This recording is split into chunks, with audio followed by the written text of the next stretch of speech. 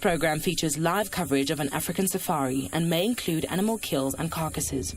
Viewer discretion is advised. Hello and welcome to the virtual bird fair live safari. The live safari is going to come to you today from across Africa, and I will tell you a little bit about that in a moment. But first of all, I must tell you we've got viewers across the world also watching along with you from the virtual bird safari. Now then, I'm sure it's a lot better than it was last year, guys. I remember being there last year with those muddy boots tromping in and out of everywhere. At least this year, thanks to COVID, we've got a virtual safari for you. So let's explain a little bit about it. In about a few minutes, we're going to go and have a look at the live safari from across Africa. Now, it's going to come to you from a bunch of folks out across the continent. These are game drive vehicles. Now, if anyone's been on safari before, you'll know what a game drive vehicle is. It's an open vehicle that traverses in the bush. There's a guide, the same as normal, as you'd normally sit on the back and the guide would take you around. Now, in this time, what's going to happen is we've got a camera on the back. But this doesn't mean that you can't interact with that guide. You can ask questions if you want through Twitter. You can tweet in questions, and through the show, the guides will actually tell you the hashtag and how to go about that, so I won't bore you with it now. So where are we going to go? Well, we're going to some exciting places. Right now, there's some very good stuff happening across Africa, and we're not just going to one country. We're going to go, first off, we can go to the Maasai Mara in Kenya. Now, as many people might know, the Maasai Mara right now is what we call a great migration is happening. 3 million wildebeest crossing the Mara Plain. And not just those 3 million wildebeest, of course, the predators like to hang around and do what predators do. So there's that element to it as well, and the crocodiles. Now, you might have seen that as well. When there's a crossing across the river, the crocodiles get quite active, eating the one time in the year that they tend to eat. We can also go down to South Africa, to Djuma Game Reserve in the Sabi Sands. Now, many people might know the Sabi Sands. Sabi Sands is very good for all game viewing. It's part of the Kruger National Park. But moreover, it's leopards. Leopards are my personal favourite, something I've worked with for many years. But leopards in the Sabi Sands, we've been watching there for the last decade, in fact, probably 14 years. And we know the families, we know who comes, who goes. And the guys out there are going to try and find you some leopards, and you can have a look at them as well and learn perhaps a little bit about the lineage, where they've been and what they're doing. Where else can we go? Well, we can go to a place called Ngala. In Ngala, there's a pride of lions there, for example. And now that pride of lions have got something very curious about them. They've got 2 white lions in amongst the group. Now, the world-famous white lions were always from the Timbavati. But here, we've got 2 separate ones, and you can go, hopefully we'll get a chance to go and see them. Then we can go very close, not too far away, to Pride Lands. We're going to go there because, hopefully, the elephants are going to be swimming. Now, swimming elephants is very rare. It's sometimes something you see up in Botswana, up on the Chobe River. But here we hope to see them again in Pride Lands, and this will be quite special. But fingers crossed, folks. Nature is scripting this. We don't have a script. Nature is deciding what we go and see and where we go. So we'll jump from vehicle to vehicle as the good stuff starts to happen. We can also go down to Tswalu, down in the Kalahari. Kalahari Desert, very different again. So we've gone from Kenya now, we've come down to South Africa, and now we're over in the Kalahari. And one of the stars of the show in the Kalahari is, of course, the meerkats. Many people might have seen Meerkat Manor and know about that side of things and seen meerkats doing their thing. Well, hopefully we'll get up close to some meerkats today, but we'll wait and see. The important piece, as I've already said, is this is live and interactive. It's live, so we don't have a script. So if you see various things and we jump from place to place, this is TV without a safety net. It's going to be a fantastic trip for everyone, I'm sure. And let's not forget there's a conservation element to do what we do. The conservation element is that we're not actually putting boots on the ground, but you're travelling to see these places for yourself. So sit back in your armchairs. You'll be on the back of a game drive vehicle for the next hour or longer if you wish. You can relax. You're in safe hands. Our guides have been doing this for an awful long time. You're going to enjoy yourselves and have a wonderful time, I'm sure. Remember, you can tweet in your questions at any time. Please have a great safari. I look forward to seeing you all at next year's Bird Fair. Good luck, folks. Enjoy your safari.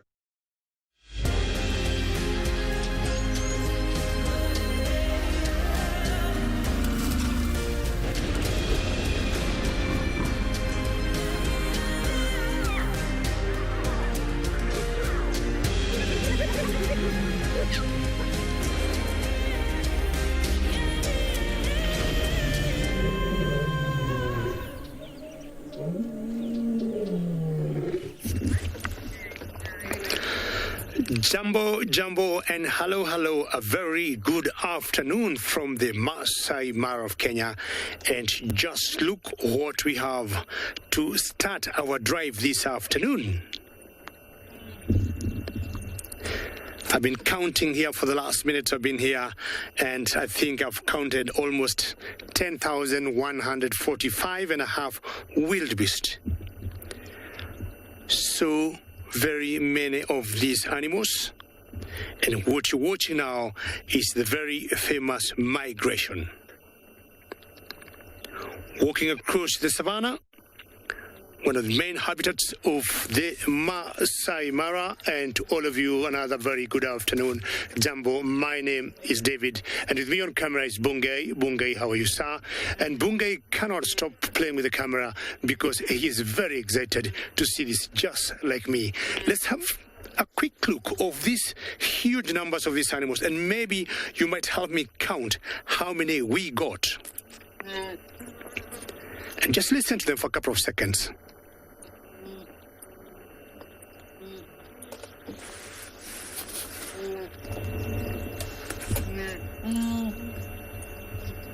That is the sound you'll keep hearing during the migration. Even for us, when we sleep, we hear new. And remember, we are coming to you live, and would like to interact with you, and you can do so by sending us comments or questions. You can tweet using hashtag WildEarth or at FC in the comment section of the YouTube chat channels. For the youngsters, should you want to do the same, you can email us kidsquestions@wildearth.tv. Very good temperatures we got this afternoon in the Mara. 26 degrees Celsius or 79 degrees Fahrenheit. When they walk, they'll always make like a single file, and once they start moving, they do not stop.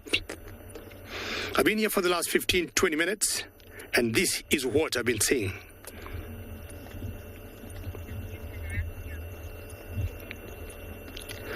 I don't think I'm going anywhere because this is something that gives me joy to watch these animals, and I'm remaining here a few more minutes.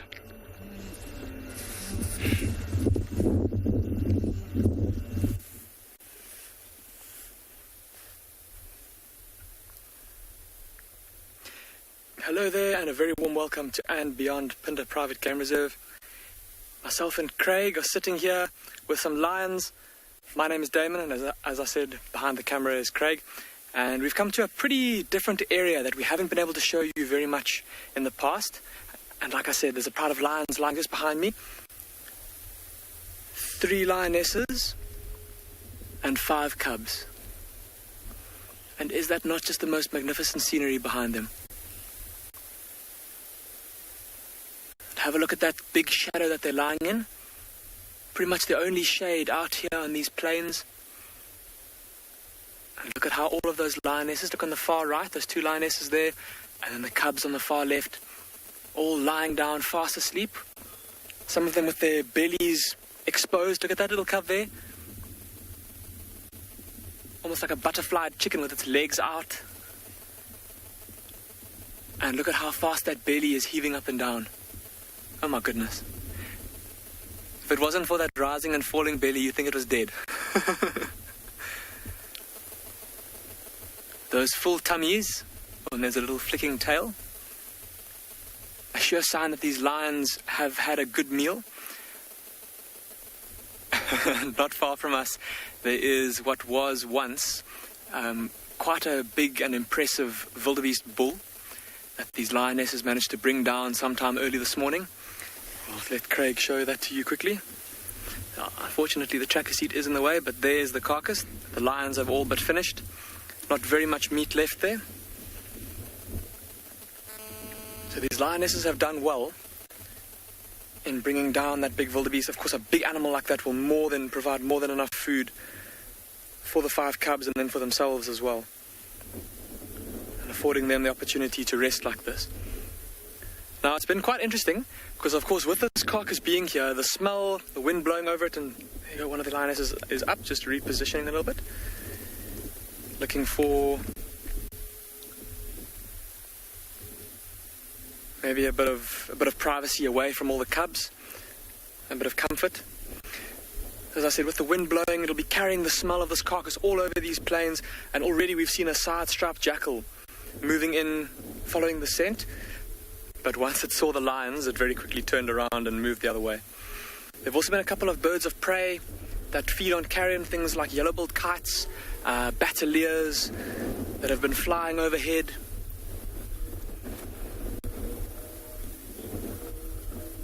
Rosalind, you're asking how much did these lions eat? Well, Rosalind, the kind of general figure that gets thrown around is that a lion can eat about 10% of its body weight in a sitting. So for one of those big lionesses there that could weigh about 150 kilograms, Rosalind, that means that each one of these lionesses could have put away 15 kilograms of meat. So between the lionesses, there's already close to 50 kilograms, plus all the cubs. So yeah, that's a good amount of meat that they've taken in. And as they lie there and digest, they'll make a bit of space in their tummies. And I think a little bit later this evening, once it's cooled off, these lions might even get to go, or will probably go back to the carcass and feed once more.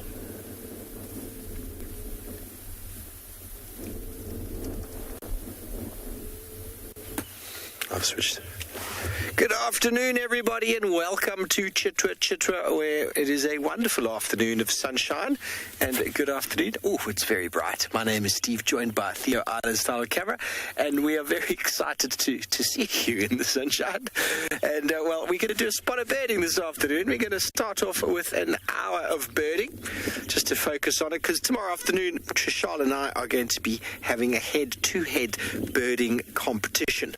How does that sound?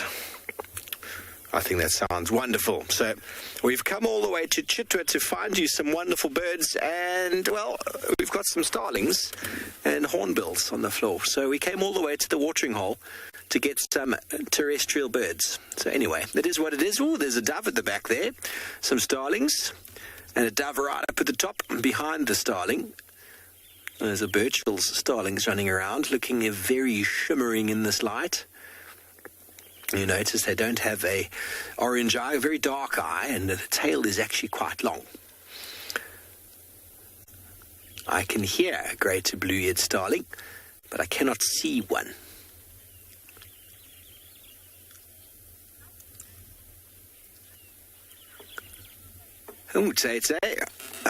In Chitwa specifically, how many bird species? Well, we could probably get anywhere from 340 to maybe 360 birds in this area. Whether we will get that in an afternoon is probably quite doubtful.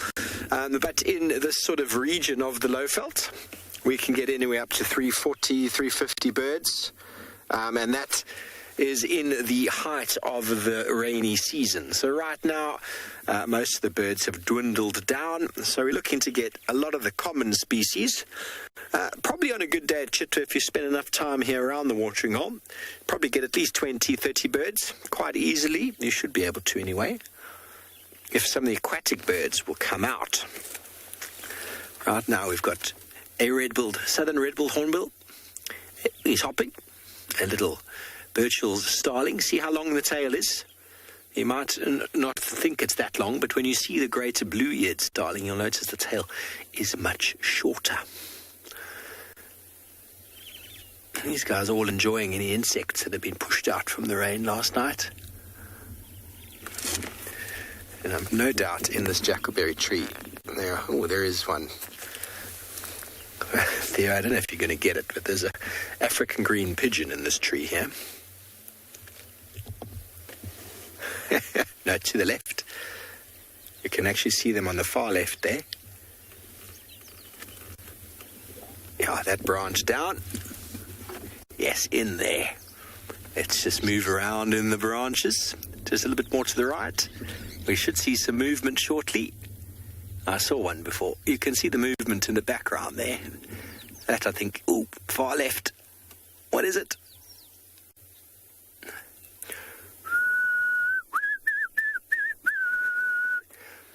That is my rendition of the African green pigeon. Oh, there we go. Right in the front here, you can actually see the green. A little bit up. No, left. and middle of frame. There we go, a little bit more left. You can see the green. There he is. Oh, hello, green pigeon. They're enjoying the wonderful jackalberry fruits. Maybe a new one tells you people for their bird list. We have got an issue with our radio here. I don't know why. It is coming through the radio. Turn that right off.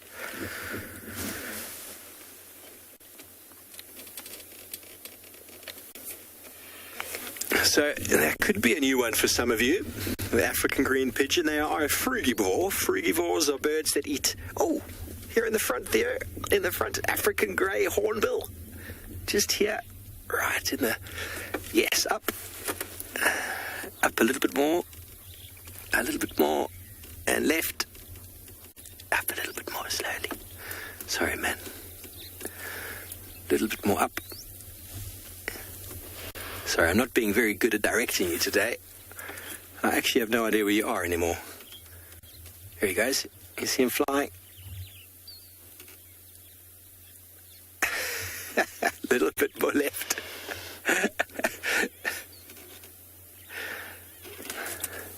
He's jumping around. Anyway, there is an African grey hornbill in there, everybody, and we're going to focus on some birds this half an hour to give her a precursor to tomorrow afternoon's challenge.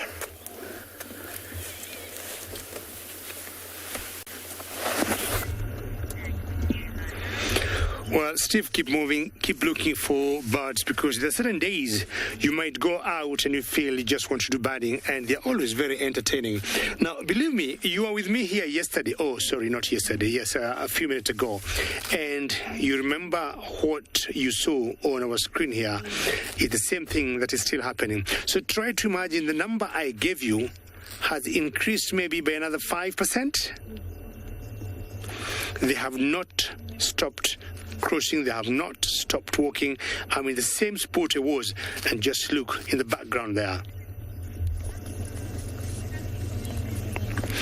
Timothy would like to know how far they travel in a day. It's very difficult, Timothy, to tell. There's certain times you might get them in one spot the whole day and they don't go anywhere. But there are times, Timothy, these beasts can go a comfortable 20 kilometers in one day. 20 kilometers. I'm talking of 15 or so miles in one single day, and moving. And they got different paces, Timothy. The times they'll choose to walk. But should the lead group, for example, the cluster that's in front of the main herd, decide we need to run, or they see something that spooks them and think, oh, that was a lion, or that was a cheetah, that was a leopard, if that lead group or the head group decide to run, everybody will run, including the tail group. So it really matters. But just to give you an idea, for them, Timothy, when they do the whole cycle of the migration, which continues all around the year non-stop, it comes to about 1,800 or so miles in every cycle, which is annually close to 2,800 miles, kilometers. That's every year, non-stop.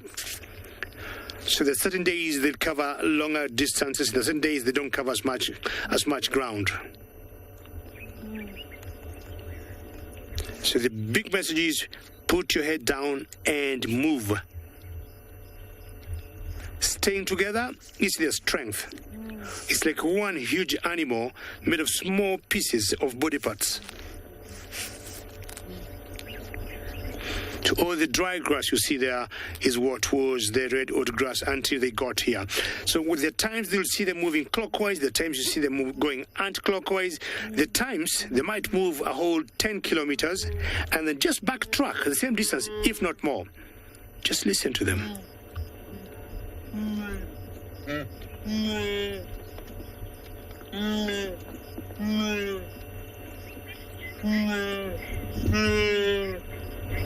Rick is the leader of this group. Yes and no. Unlike Unlike other animals that we've been able to follow and identify, I would say that wildebeest do not have a leader per se, but they have small tribes among them. They have small democracies among them. So a particular group may decide, guys, let's go.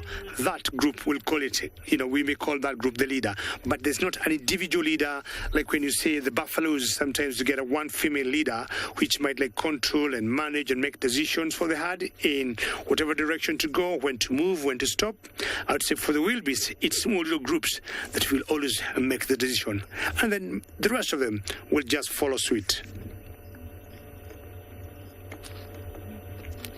And if you look at them carefully, the heads kind of slant down, and to me that gives them a good momentum to keep them going, or covering long distances without getting tired. I think I'm going to about half an hour since I've been here, and I can tell the file spread all the way down, and Bunge, who is on camera, will give you an idea of how far we can see them from where we are.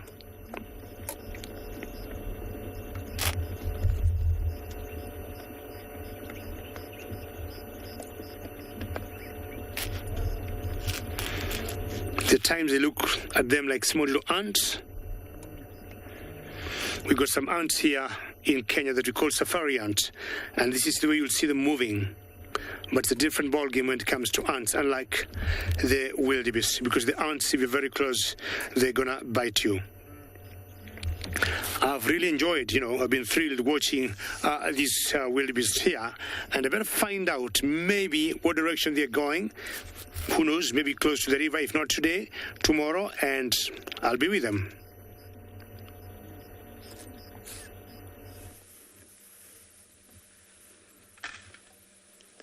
Look at this. We have a lovely herd of elephants. They're moving a little bit like a school of fish. They're huddled very closely together as if something is making them a little bit unhappy. And they're zigzagging, which means that I had to move around quite a little bit. There's quite a number of them. Very cool. Hi everyone, it's Beatrice and I've got BK on camera this wonderful warm afternoon in Djuma. BK doesn't want to show you his thumb too much because we've been changing a tire that has made our hands dirty. But he cares about what his thumb looks like on camera. So these elephants are very, very cautious. But still feeding. So I wonder if there's a little herd issue. What we call maybe a domestic case going on in this herd. Whatever it is, I'm going to stick around with them and, of course, see if there's any birds following them.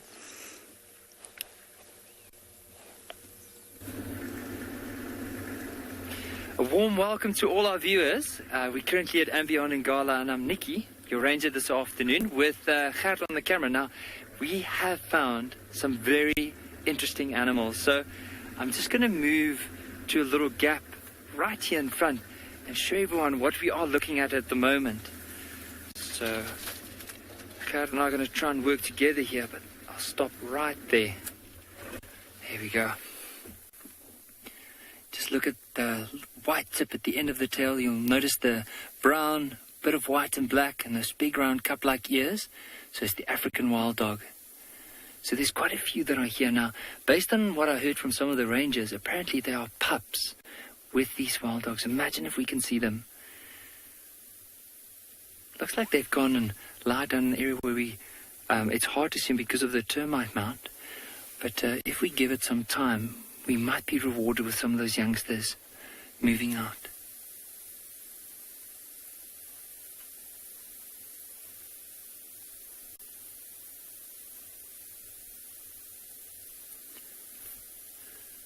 You know how exciting this is? Because I can't remember the last time I saw young wild dog pups and things. I haven't seen them now, but I can hear something. So I'd love to show our viewers maybe what we can do is try and see if we can reposition the vehicle. Imagine if we can just find those young pups as we try. So I'm going to move slightly forward. Bear with me as we do this. Oh, here they are. No way. Look at these little pups right here.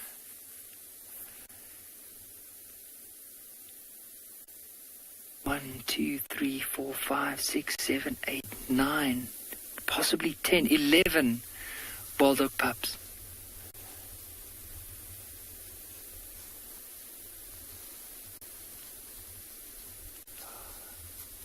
This is incredible. You can just see how curious they are. They probably haven't seen a vehicle before. Look at how they're lifting their heads, trying to figure out exactly what this is.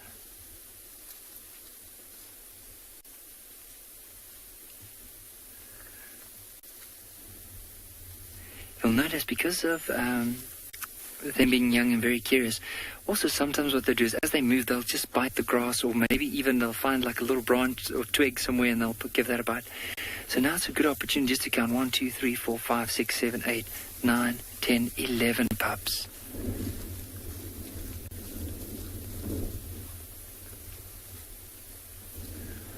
So what we want to do here, what's really important for us going forward, is we don't want these pups to get used to trying to get under the vehicle or anything like that. If they get too close, what I might just do is start the vehicle, and that's just to tell them, listen, just move off a little bit because we feel uncomfortable with being this close. And all we're trying to do is protect them, because we don't want to make them that used to the vehicle. At least they know to keep that little distance. But have a look, there's one, or there's a couple off to the right that picked up a stick.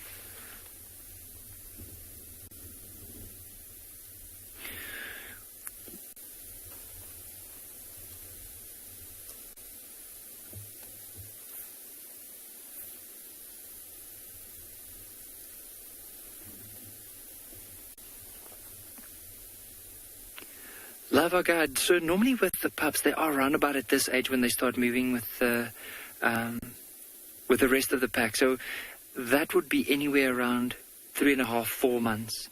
So these ones, just based on their color and also based on their size, they've already left the den. So probably 4, maybe even 4.5 months old. But they're not 6 or 7 months old. They still need to grow quite a bit. But this is so special. I mean, for me as a ranger, this is not something that I see every day. And to be able to spend time like this and see the interaction and see how these youngsters will maneuver around, because you can see they're curious, so they don't want to get too close, but also they don't want to move further away. They're quite intrigued of what is this big form that's nearby.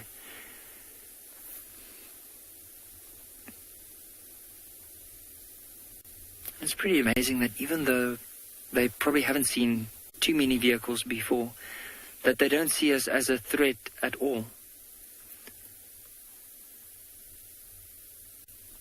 I agree with all of you, they are super cute.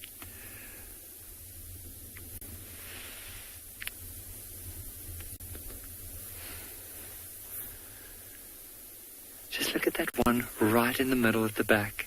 There's like the sticks. I don't know if it's attached or if he placed it there, but have a look at how he's just very playful with that stick. Like he'll grab it, move it a little bit. Oh, no, he's just already had enough.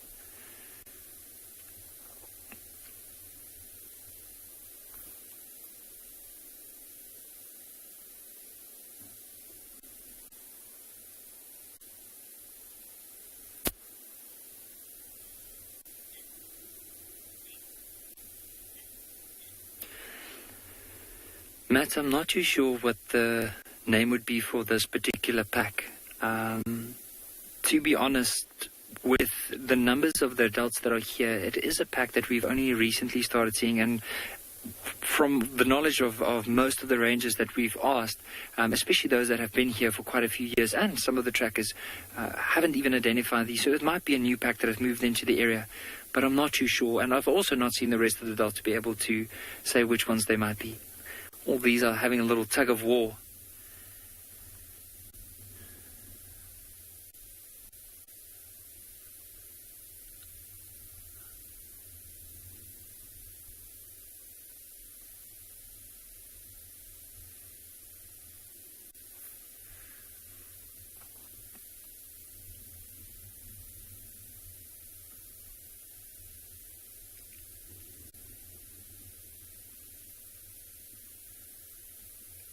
I can just imagine how quick these little ones must be, because look at how, in comparison to their body, how long their legs are. And just imagine also if this pack had to start running, and they can run up to 65 or 56 kilometers an hour. Often what will happen is when they do hunt, there will be one that will look after the young pups, or one or two that will look after them. But imagine if they do move fast distances, these pups need to be able to keep up. Not necessarily saying that they'll be able to run like close to those speeds, but I'm sure they'll get pretty close.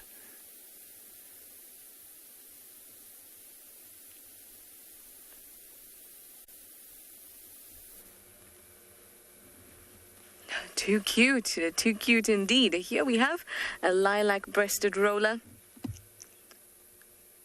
It's actually been scouting out the elephants as they've been moving through. The elephants are still close by, but you'll find that close in tow would be a lilac-breasted rollers, fork-tailed drongos, as well as a few starlings, all after little insects that they're flushing out. The roller is my favorite one that hangs about as they move. Although I must say I love the starlings too. Stunning colors. Getting a little bit seasick on that branch, I suspect. But you can see how the head stays very still and the rest of the body moves to compensate for that movement, so that the things that are in view, that the eyes don't have to constantly adjust to it. So instead, it tries to keep the head very still and only move that at the last moment. That's why you find that birds will bob their heads, or they look like they're bobbing their heads as they walk about. It's calling.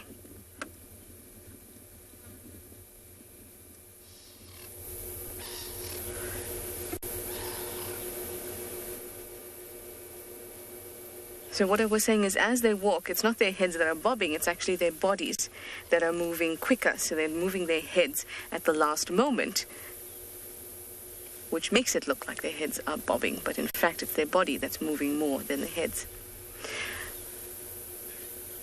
What noise do they make, or what sound do they make? I got that question. You would have just heard it. Roy. Hello, Roy. Good afternoon. You asked what sound it makes. I'm very bad at bird calls, at making them. I'm okay at recognizing them, but making them, not good. But lilac-breasted roller I can make, because the call is really not as pretty as the bird is. And it goes... That's my game drive radio, not part of the call.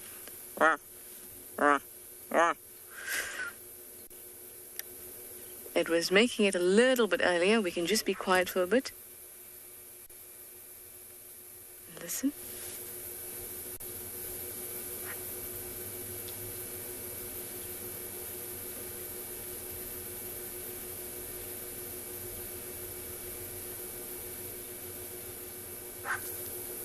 That was it. There's another one on the ground that just caught something. So did you hear that? It made a...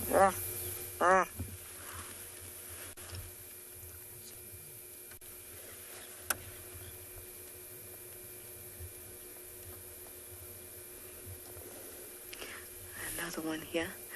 Two lovely lilac-breasted rollers in a marula tree. Now, those elephants look like they're going down to the dam, and I want to be there when they get there so I can watch them play in the water. One of my favorite things to do out here.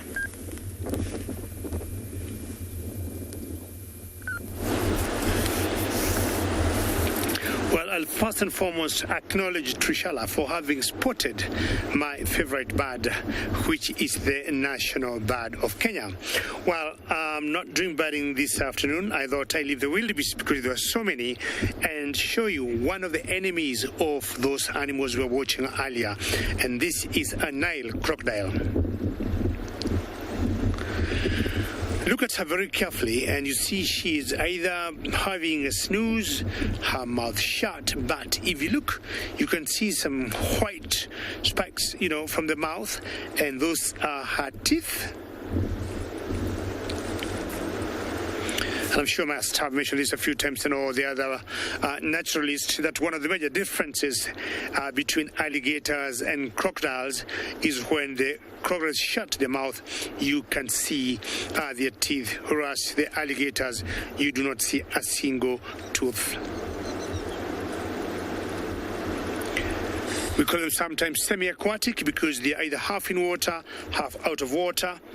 It's not very, cold now, so she's just there enjoying the warmth from the soil there. That's the Mara River. She doesn't live alone. We got other friends of hers there, and these are the hippos. Hippopotamus. But rarely you'll see one. In general, hippos will be anything from 2 to 5, 10. And not sure who is that on the back of the hippo. Whether it's a wagtail, that's my guess. Oops.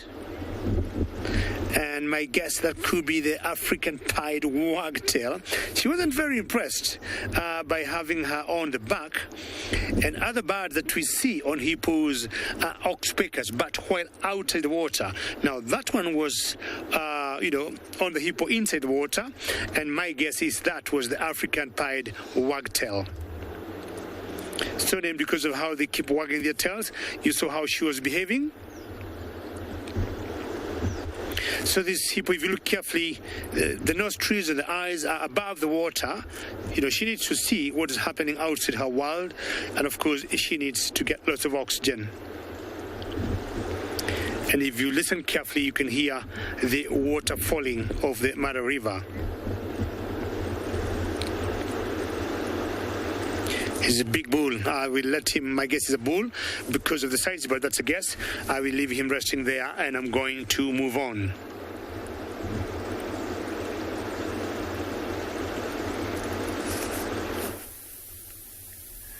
It's incredible. These puppies are playing the whole time. Like the adults are off to the left here. They're conserving all their energy. But of course the puppies know that even if they do make a kill, they'll probably bring back some of the food for them. So they're not going to be missing out on anything. Just notice at the back there, there's two having a little tussle with one another. This one's tail's bothering him and trying to take off his own tail.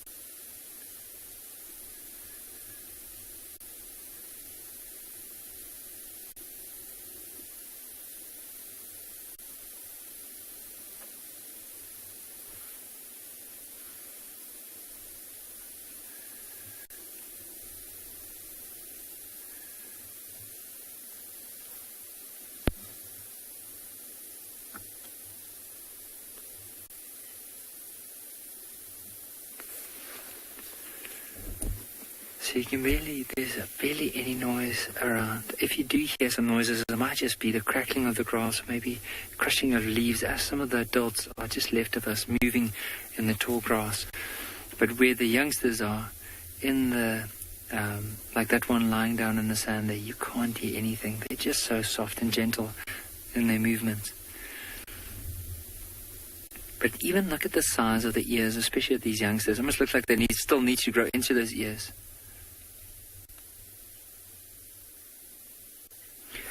Lisa, they don't.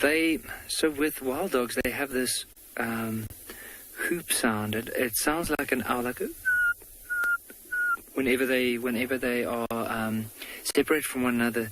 The other thing they do is they have this, whenever they build up excitement with one another, especially prior to a hunt, they have this high squeak noise, which I can't really make, but it's like, it sounds, like hyenas whenever they when they laugh. But imagine if you had to put that in a high squeak and you had to put a bit more excitement with it. That's what they basically do. And then from there on, they initiate the hunt. But they don't bark like a dog. There might be an alarm bark. So if there's a sudden danger, it might be one bark, which is to warn everyone and then run off from there, but not like a domesticated dog that will repeatedly bark at any potential threat.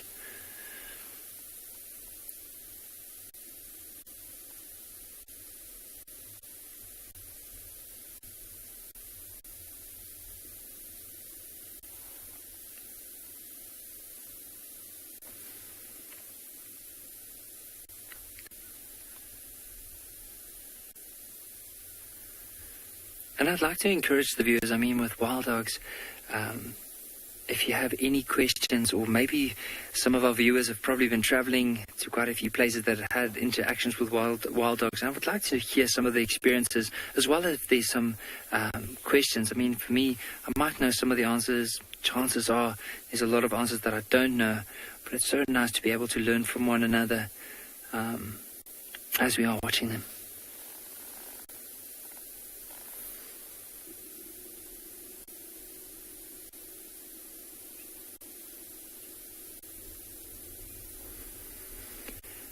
So these pups are all from the same litter. Imagine as a mum carrying 11 pups. Now, there is one that's moving off here, that's coming off from the left here.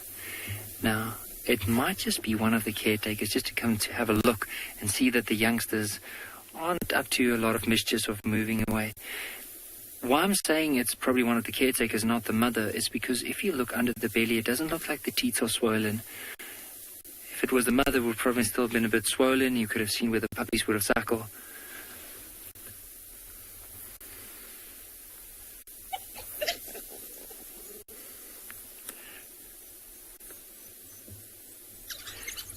Just listen to the noise. So that's the high pitch we were talking about.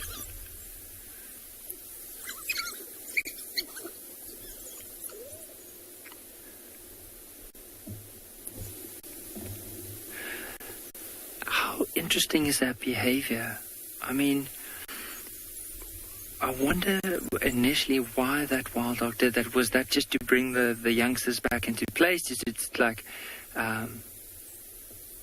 to gather them again? Was it just to show, okay, listen, you guys need to come back a little bit closer? I'm not too sure what that behavior was, but it was very interesting to watch. And now immediately after that, moving off.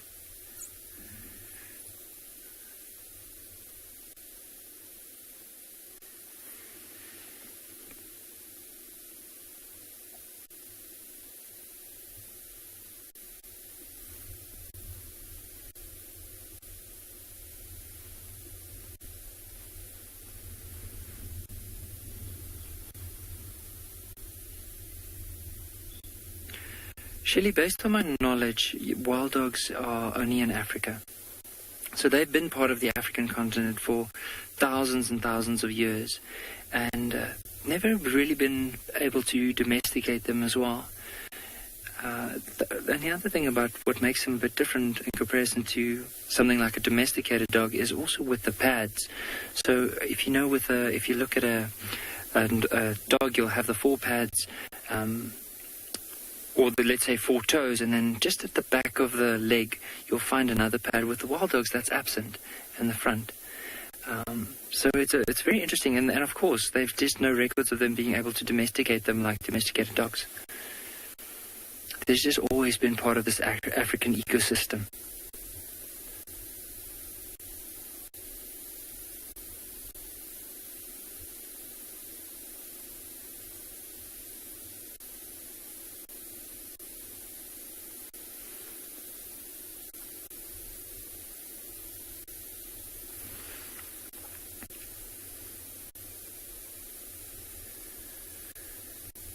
And the one thing about wild dogs that I always admire is the amount of energy that they always show, especially with the youngsters.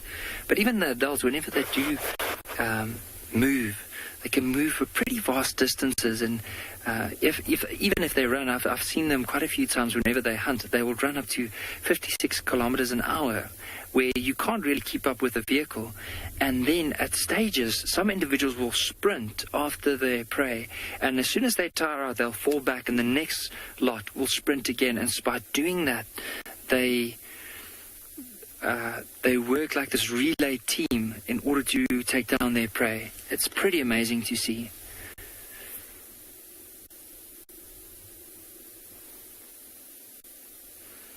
And I also enjoy the colors. I mean, look at this wild dog right in the middle of the screen, this little pup.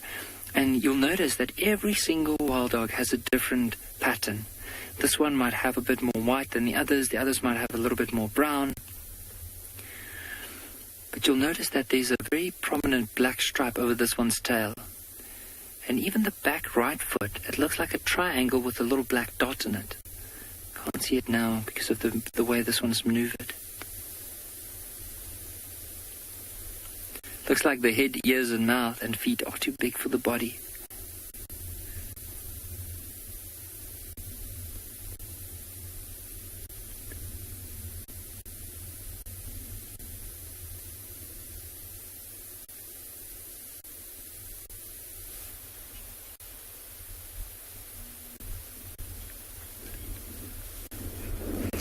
Welcome back to andBeyond, Phinda, where this pride of lions that we're with is still taking it easy in the shade.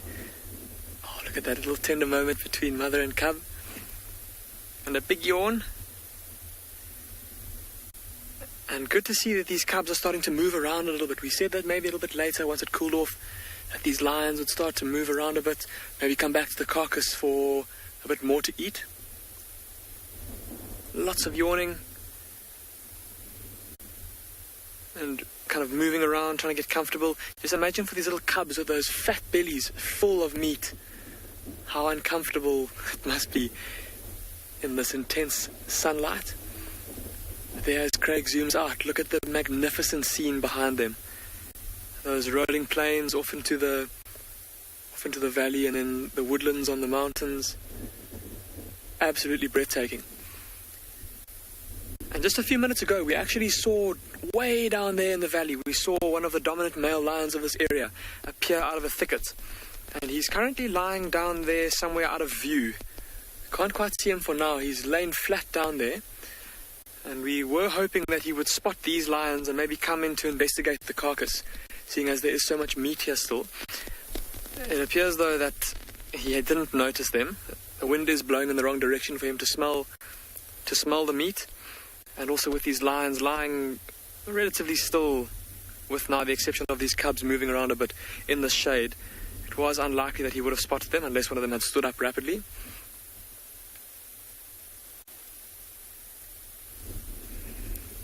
Now it looks like all the lions have all sat up and are all now looking down into the valley. See all of them with their ears pricked, all looking down the bottom there? That's exactly where that male lion went. So like I said, the wind is blowing from him towards these lions, so they will be able to smell him and not the other way around. So they've maybe caught his scent and they're just wanting to get more information about this lion. If they'll be able to smell him, but they'll want to be able to see him as well. Make sure that he is one of the males that they know and not a new male that would be a threat to the cubs. But they seem pretty relaxed for now.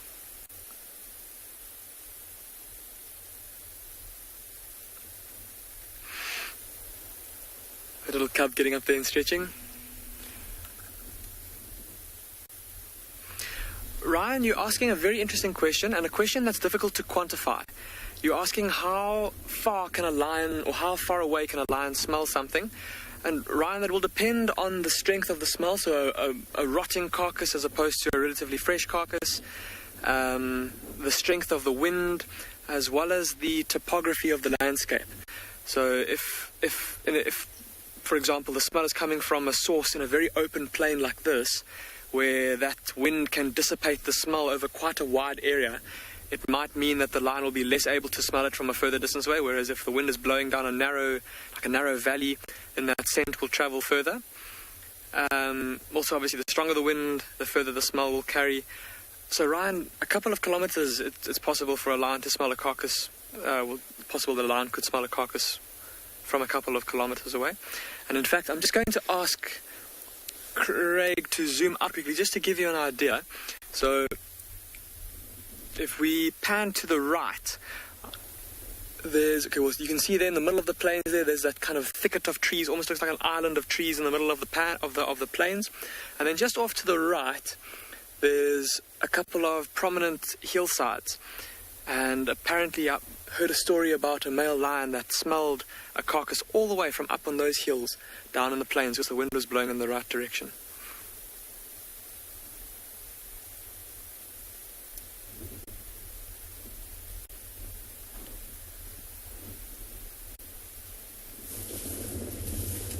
They just got a wonderful walk by the herd. They're moving straight towards the dam. Now the herd suddenly split. They're a little bit concerned about something. I suspect there may be the smell of a predator in the air. Everyone's sticking very close together with the calves in the middle.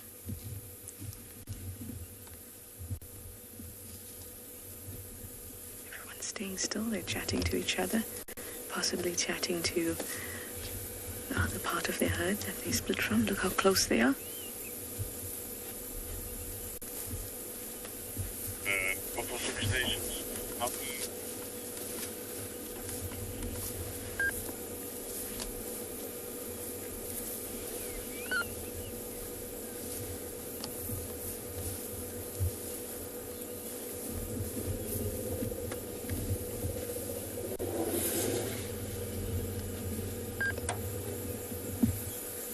Very brave youngster there.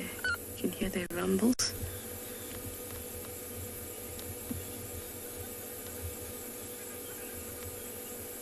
Everyone is silent.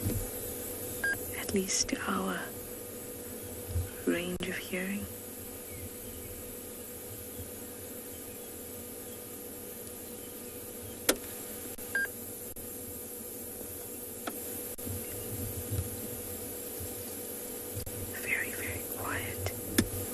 So they'll be communicating to each other, and then they'll all start moving again suddenly.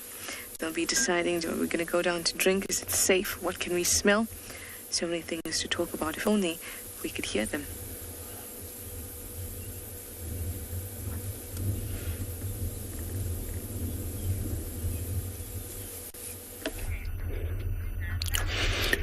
I hope Cast in the final control is going to thank Trishala for me because he's just doing the right things this afternoon. She saw my favorite bird and now she got my favorite mammal in Africa, elephants. Well done, Trishala. Now, I'm talking language of birds matters now because on your screen there, you got some Egyptian geese and you got some goslings. I've been following these goslings for quite some time, and if I'm not wrong, they are 8. We'll count them together. Help me just count. Sometimes you viewers see better than us. As much as we're here, we have our monitors to look at. Sometimes we look and you're like, oh, there's 6, there's 7. Just count them for me and give me an answer. How many do you think they are? You can tweet #WildEarth. Tell me how many goslings can you see there?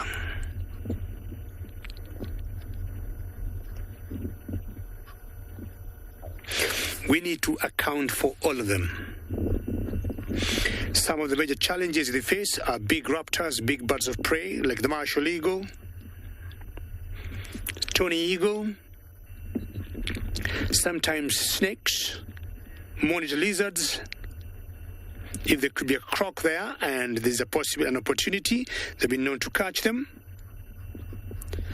But once in a while, if you've seen goslings and you study the particular number, then you notice them going down one after the other. Very good. Well done. 8, and that means all of them are accounted for. I want to thank you very much for counting 8, and that gives me a lot of joy. I had also counted 8, but wanted to be sure. But Alan, many thanks. 8 is the number, and this is the number I started with last week. Now, we got some other bird here. Alan and all of you, I would want first to give you a small little quiz again, and you tell me, who do you think she is? I'm saying a she, because I know for a fact it's a she, because she got some 2 chicks. Not where she is, but which species or which bird is this? Again, #WildEarth. You can tweet and you tell me, who do you think that is? Not sure saying that she helps, but I'm saying that she because if you look carefully now, you might see some two chicks jumping up and down in the water. Very good work there, Bungay. Bungay is on camera this afternoon. Look at them. Apparently, the goslings we saw and this particular bird that I'm still waiting for your answer have been in this particular spot every other time I've taken this road. And that tells us that the geese...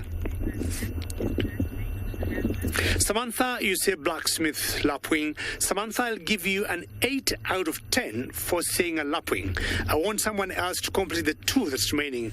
But blacksmith lapwing, I'll give you an 8 out of 10. So the 2 means you're very, very close, Samantha.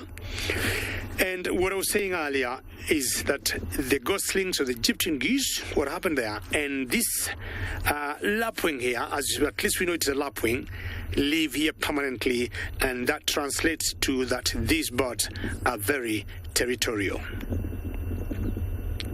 So one has been left, and of the 2 chicks, one is always coming up and down. Tasamath, you say it's a spar-winged lapwing, and you get the 10 out of 10, and very well done. Very well done, all of you. It's a spar-winged lapwing. And I've always known they're territorial, but I can now tell on my own just some of the information we read in books. But when we follow them in the field, we know better. So one chick ran very quickly, came to the mother, and my guess is the 2 of them are different. One could be a male and the other could be a female, but the male is always left eating, playing. I'm just guessing, but one keeps coming to mama every time.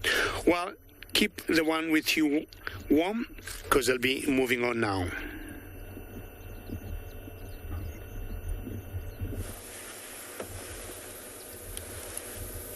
Look, we have a brown-hooded kingfisher with the elephants just behind it. How amazing is that?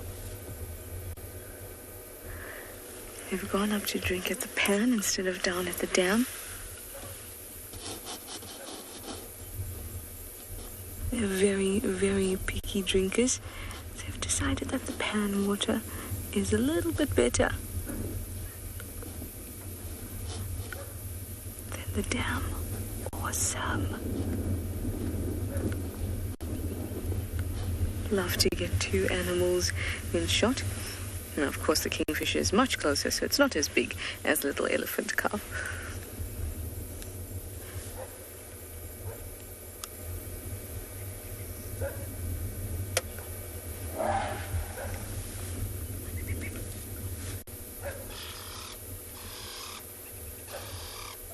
Yeah, Cape Turtle Dove. Oh, down the kingfisher goes.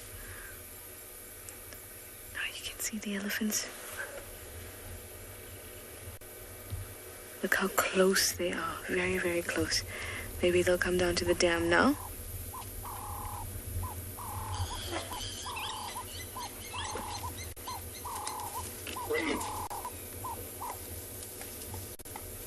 Something is bothering them, and I need to find out what it is.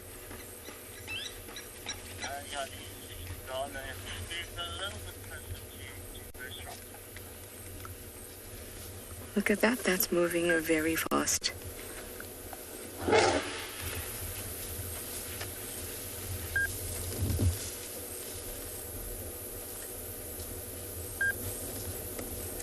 The lodge is close by, so perhaps they heard some people.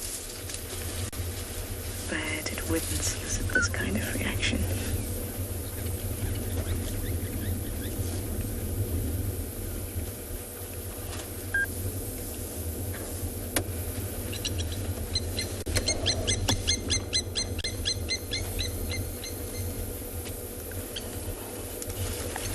The blacksmith lapwing flying over them.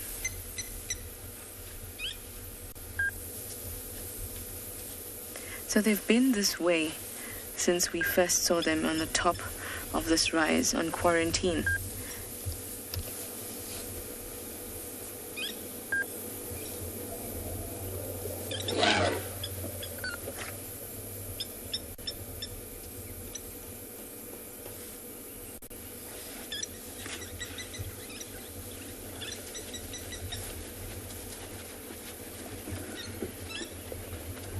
walking very, very fast.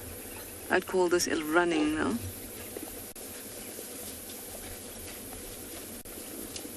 Look at that, stiff tails. They are not happy. Something is around you, and I'm going to find out what is happening.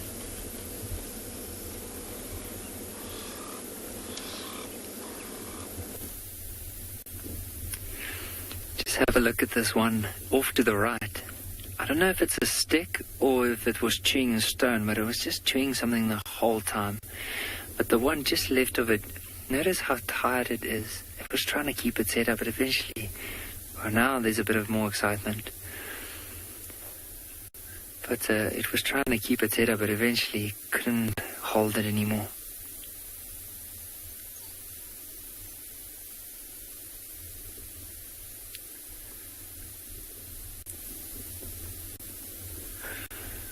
Now there's a few that have moved and all decided to lie down in a huddle there. There's just one under the tree at the moment. Oh, and this one might also decide just to move a little bit closer. There's another one that's crossing the road from the right to the left. So he's been by himself off to the right. Now that one in the back of the screen, there was some movement in the grass earlier, and it was running to try and see what made that movement. Maybe there was a mouse, maybe a little insect or something that moved, but it was trying to catch it. Unfortunately, no luck, and eventually decided to give up.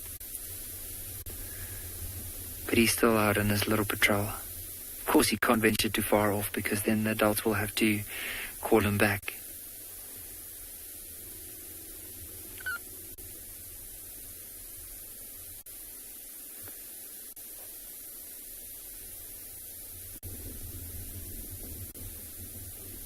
Looks very comfortable in that little, where that group has settled themselves.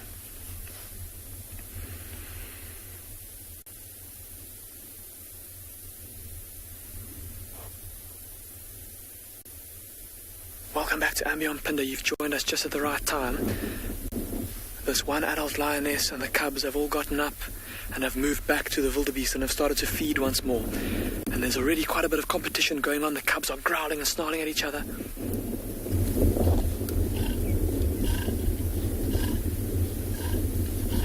Can you hear that, everyone?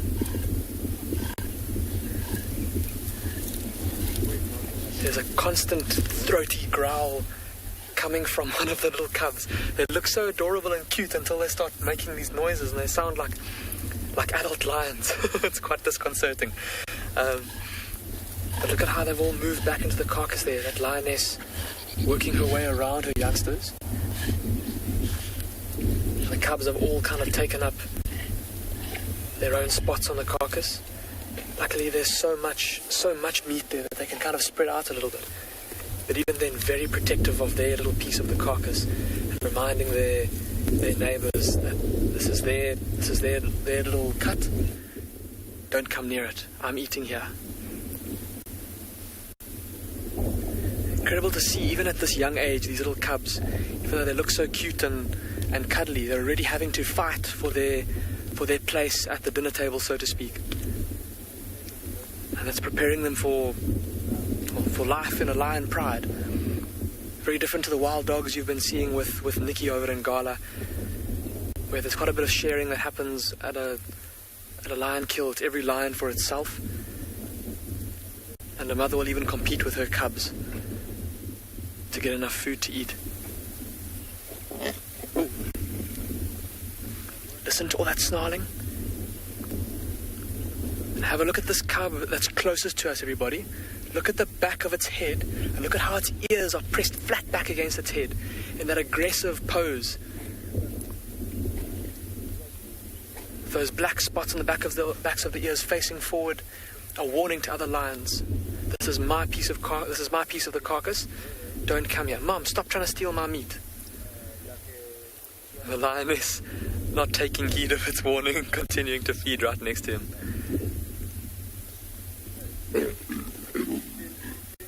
Ooh, listen to all the growling.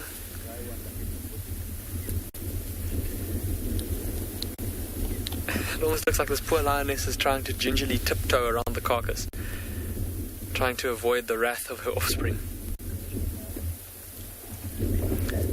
But for the time being, with her, I mean, her, like we said earlier, we saw earlier how full her tummy was and how full the cubs' tummies were, so she's not being super aggressive around the carcass. She's already got quite a bit of food in her belly, so there's no need for her to be super aggressive with her youngsters.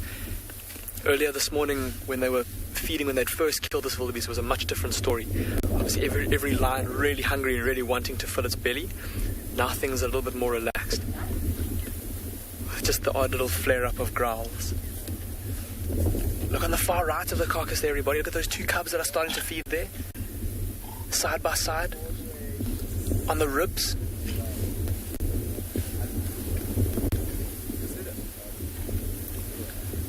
Carol, you're saying that the cubs' growling sounds are so intimidating. Carol, absolutely. I mean, look at them now. If you couldn't hear anything, you'd think, oh, they're so adorable and precious. And I mean, they look about the size where you would maybe think about wanting to go and scoop one up and give it a cuddle. But when you hear it making that sound, my goodness. Very intimidating. And also amazing how tough these little lion cubs are, even at this age.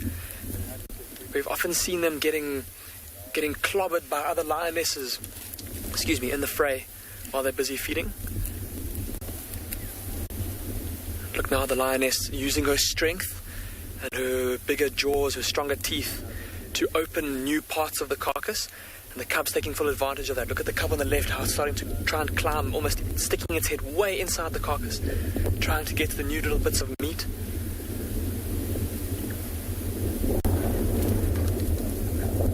Like we said earlier, quite a big animal, this wildebeest bull, and there's still, even after 3 adult lionesses and 5 cubs have filled their bellies on it, there's still quite a bit of food to go around.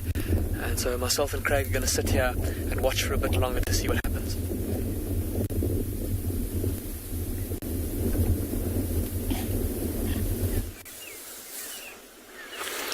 Well, I suppose I better say good afternoon from Pridelands. We have got one of my favourite enormous animals. He goes by the name of Kumo. Now, if only we could find the rest of our favourite elephants, but they seem to be elsewhere. I wonder when they will return. My name is Taylor McCurdy, and on camera with me today, as every day, is Sebastian. I was just going to say, since I've been back, he's only been on camera with me. Anyway, so we're just sitting here. We've actually done a big loop around the perimeter of Pridelands already, just trying to see if any predators have walked on in. Sadly, no luck just yet. So then we've come all the way back up to sort of the southwest, and, well, Mr. Kumo and his friends that like to follow him around are here. It looks like they've maybe already had a drink. Maybe during the day they've been to Ndlovu Dam. I didn't see them, but I did hear some splashing around. So I don't think we'll get any water action from the elephants. Well, from these elephants anyways. But it's completely oblivious to us, as he normally is, and just enjoying his afternoon. That's quite an interesting angle, Sebastian. I quite like it. It's not often you get to see the underside of an elephant's trunk. It's quite cool, actually. Look at all those muscles. Now, I believe all of you are commenting, saying that we just need Susan, who is one of my favorite little cheeky elephants. But I don't know where she is. I mean, I don't know. I searched. That's what we did. We spent about 30 minutes driving up on the northwestern boundary searching for Susan's herd, because that's where they normally like to hang around. Then we sat at Leopard Dam for about 15 minutes hoping that we'd hear some branches snapping or something. Absolutely nothing. So there's no elephants in that area. I don't know where she is. I suspect that they've probably gone into Jajani, which is just north of our traverse, and I'm hoping that she does make her way back here. But remember, we were saying it's actually quite unusual to see the same breeding herds all the time, because if you think about it, let's talk about Fang, and she's obviously a very well-known elephant in the Sabi sand, where she's got an unusual tusk that curves on back. We don't see her all the time. You know, maybe once every few months, if we're lucky, she pops on by. So I suppose it's normal for the elephants to move far out in search of better food and grazing and browsing, and then of course water sources. Water there definitely is on Pridelands, and then I think the food is quite good here because this area hasn't been browsed and grazed by elephants for a very long time. So there's only been a few years that the fences have been dropped to the greater Kruger ecosystem. But it seems as like they've gone somewhere else, which is a pity because I quite enjoy them. But I am glad that Kumo is still here. And I think that Elephants Alive, the conservation initiative that does study the elephants, is quite happy that we are still seeing Kumo, even though he has lost his collar. I'm not sure if they're going to put it back on him again, maybe at some point. But I'd like to try and find that out. It'd be amazing to be a part of that experience. Again, it's invaluable being able to collect data like that of these animals. It just gives us a better understanding of what they do and where they go. But there's lots of Ellie bulls around. It's not uncommon for elephants to follow a big bull like this, the youngsters. And for a few times that I've seen him since I've been back, he's been on his own. But his gang has found him again, and now he will be followed by at least 5 or 6 other elephants.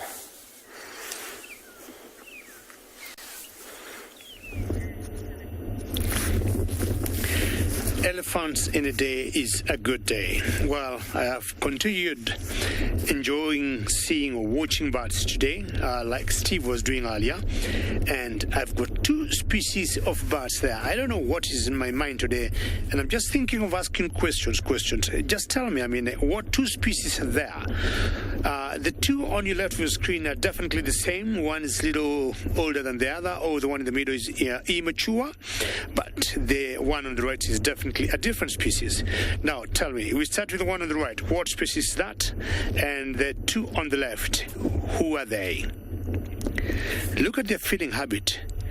They walk very slowly, and what they do, they use their feet to disturb the water or move the water, and in the process they'll pick what they want to. You have gone before we identified you, but I'm sure all of you will have known who that was. And then once they decide on, once they pick, let me see, their feet go like sensors, and they step on something. First answer correct, and most of you are saying sacred ibis. Very good. 10 out of 10 for all of you. Sacred ibis. Now, who do you got on the screen now?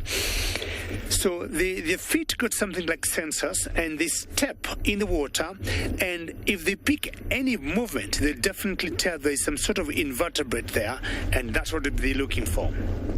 And then they use their beaks like spears just to put them in and grab or kill whatever it is, and then pick it up with the beak and swallow it. That's how they feed. Who are these? Hashtag WildEarth on tweet.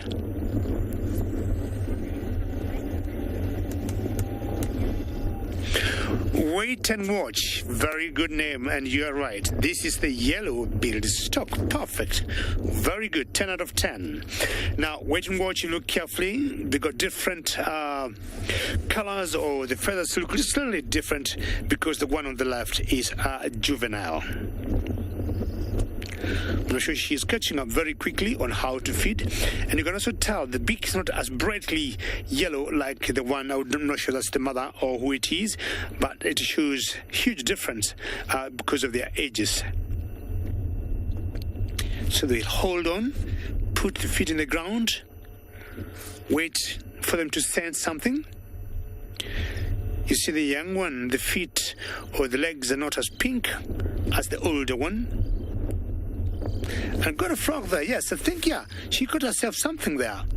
Anything that could be in there, worms, frogs, crustaceans of some sort, that's all what they'll feed on. Fish, if they get any, but anything in the water. Small little snakes that could be in there, but they're always very big. And unlike the herons will wait before they disturb the water, but you look at these ones carefully, they keep pushing their legs just to disturb the water, and whoever is under there will want to get to a safer area, and that's how they'll feed.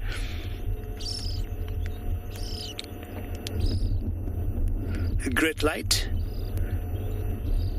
And very quickly, whatever they catch, more often than not, they do not even have like to kill it. Sometimes just go straight to the tummy. Well done, yellow-billed stock. Wait and watch for the right answer. I will leave these stocks here and telling them bon appetit.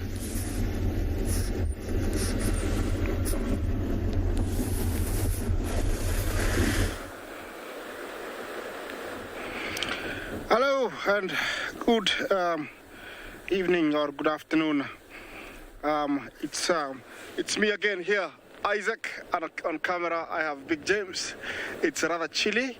We've been out looking for different things, and we're back at the river, and we have found one big hippo.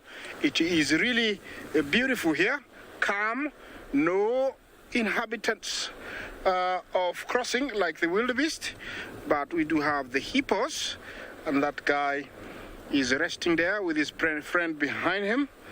I think there is a small, either beach or underwater there that they can stand. Remember, this is the Mara River, and it cuts through the beautiful Maasai Mara Game Reserve. Also, we are joined by a super predator of these waters, the Nile crocodile, and this one is a super huge one. He's so big, he's well fed and very relaxed. He had a wildebeest kill earlier when I arrived, but for some reason he just let go. It floated downstream.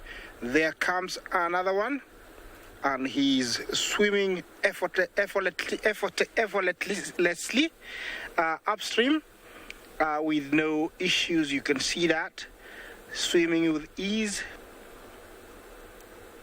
I tell you, the current here is very heavy, but for him is like a walk in the park. These are the predators of the Mara River, and they are at the crossing. This is one of the crossings where the wildebeest cross further up, and they always hear the rumbling of the feet of the wildebeest and zebra, and then swim upstream, grab one, bring it here. This is where they eat it. You can tell he's very bloated, so he's been eating very, very well. Unfortunately, today the river is very empty. Maybe some crossings downstream there were crossings, but I have driven a few, crossings, and I haven't found any wildebeest anywhere. But they will be coming to the river in the coming days, because they're always crisscrossing to the other side, which is Greater Mara.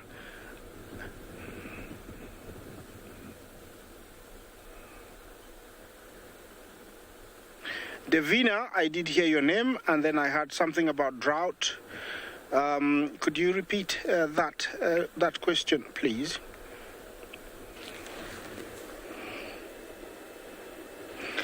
Oh, you asked, where do the hippo go in case of drought? Fortunately, we haven't had any droughts recently. The last one was in 1994, and it wasn't actually seen here very much. And the main reason is there is enough grazing for these huge grazers, and nobody else competes with them here apart from other herbivores. Usually they are much more affected where there's human habitation, because humans tend to use the same grazing land, use the same routes, so they wear out, they overgraze. But here animals move around, leaving some areas to recuperate, regrow, and then they move around. So they don't go anywhere, they stay within their areas, and they're not affected much here in the Maasai Mara, because there's always enough for them to graze on, and also area to move. Definitely this is a pod of hippos because I've seen a few heads. I'll stay here to count the number of heads for a minute, and then I'll see you up the road. I'll look for something else.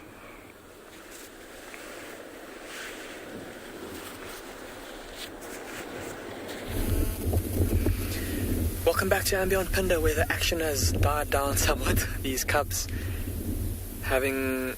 many of the cubs having had their fill and moved off of the carcass. The lioness having decided that the growling from her offspring was too much. She's taken herself off to the side and is now grooming herself. But look at these two cubs still busily feeding on the carcass, tearing into that newly kind of opened muscle that the lioness opened up a little bit earlier. Looks like it's one of the legs, the meat on the inside of one of the legs. Quite a big muscle mass there. Look at those two cubs busy feeding side by side. See the tails flicking every now and then, and the ears pressed back, both signs of lions that are agitated, that are upset, that are being aggressive, just warning each other to keep away. And if we have a close look, everybody, just using my binoculars, I can use the zoom of the camera, looking at the legs of all of these cubs and the chins of them as well. Just how dirty they are from feeding on this carcass. They've literally been, these two now, they're basically inside the carcass. Their front legs and their chins and their faces are literally in the body cavity of the wildebeest.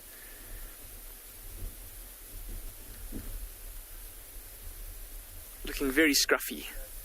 And they'll definitely be in need of a bath once they finish here.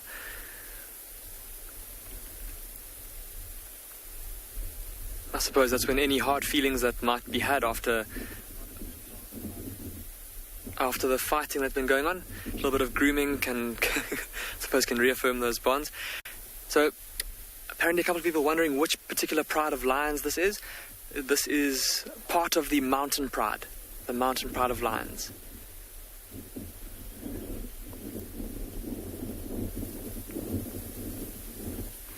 Have a look at how fat that cub's belly is, everybody. I can't imagine how these little ones are still putting more meat away after all of that. I suppose it's like when you go to if you have a big dinner party or a big braai or a big barbecue, big cookout, and you think that you're full, but the food is just so good that you've got to go back for more. I think that's exactly what these cubs are doing. Listen to how quiet it is now. The cubs having each got their own piece of the carcass, so not so much competition anymore. But it's been super fantastic to watch these cubs feeding, to listen to those growls earlier. I think myself and Craig are going to move out of the area for now to go see what else we can find for you. But we might come back to the carcass a little bit later to see if there's been any changes here.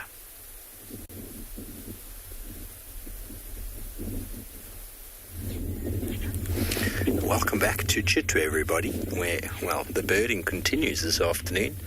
We basically moved off of Chitwa for a moment to try and pick up on any signs of Thandi, and found her tracks actually coming in. Now, someone else has said that her tracks have gone back again, but I have not found those tracks, so I've come back into Chitwa because her tracks were heading down towards the dam. And we found a glorious fish eagle who was not here earlier when we were actually doing our hour of bird focus. So we thought, we'll show you to him now. Show him to you now. Or her. Such a wonderful bird, such an iconic African species. There's a bit of a shadow there from the stick above it, which is giving it that little line on the neck. It's just a shadow though. I'm almost certain. It does look like he's wearing a necklace.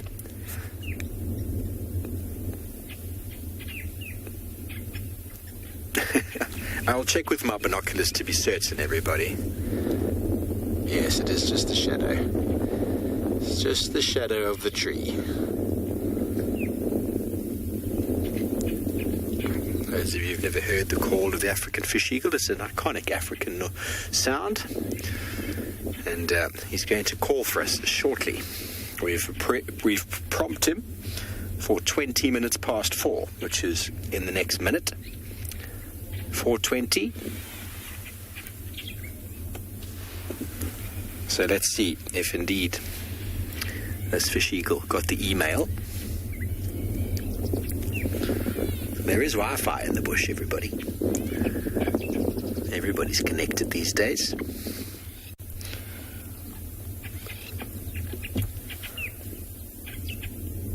Theo, you did send the email, didn't you? You did, yeah.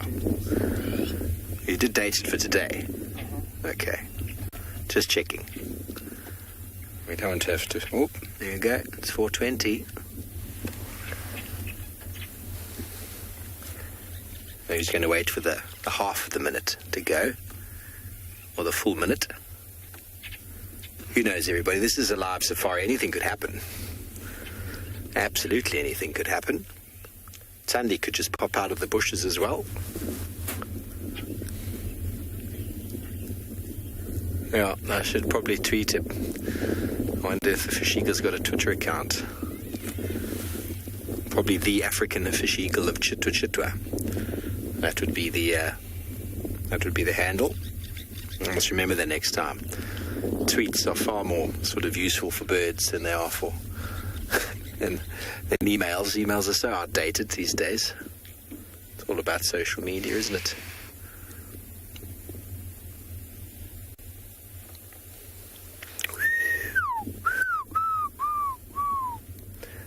That was terrible. I think my mouth was a bit dry. We're not going to rate that one. Yeah, that was the fish eagle, everybody. You heard it, didn't you? Okay, well, if you've never heard a fish eagle before, I will make a sound for you shortly, which hopefully won't be too loud. I don't think it'll be too much of a bother. Play it into my hat. Are you going to listen? Iconic sounds of the African wild.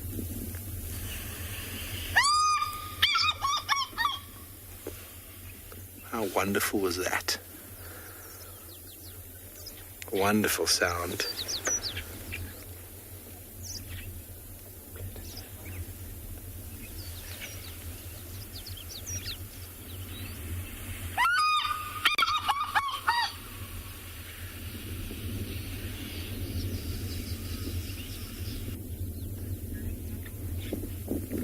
That was my lips, everybody. I did that with my mouth.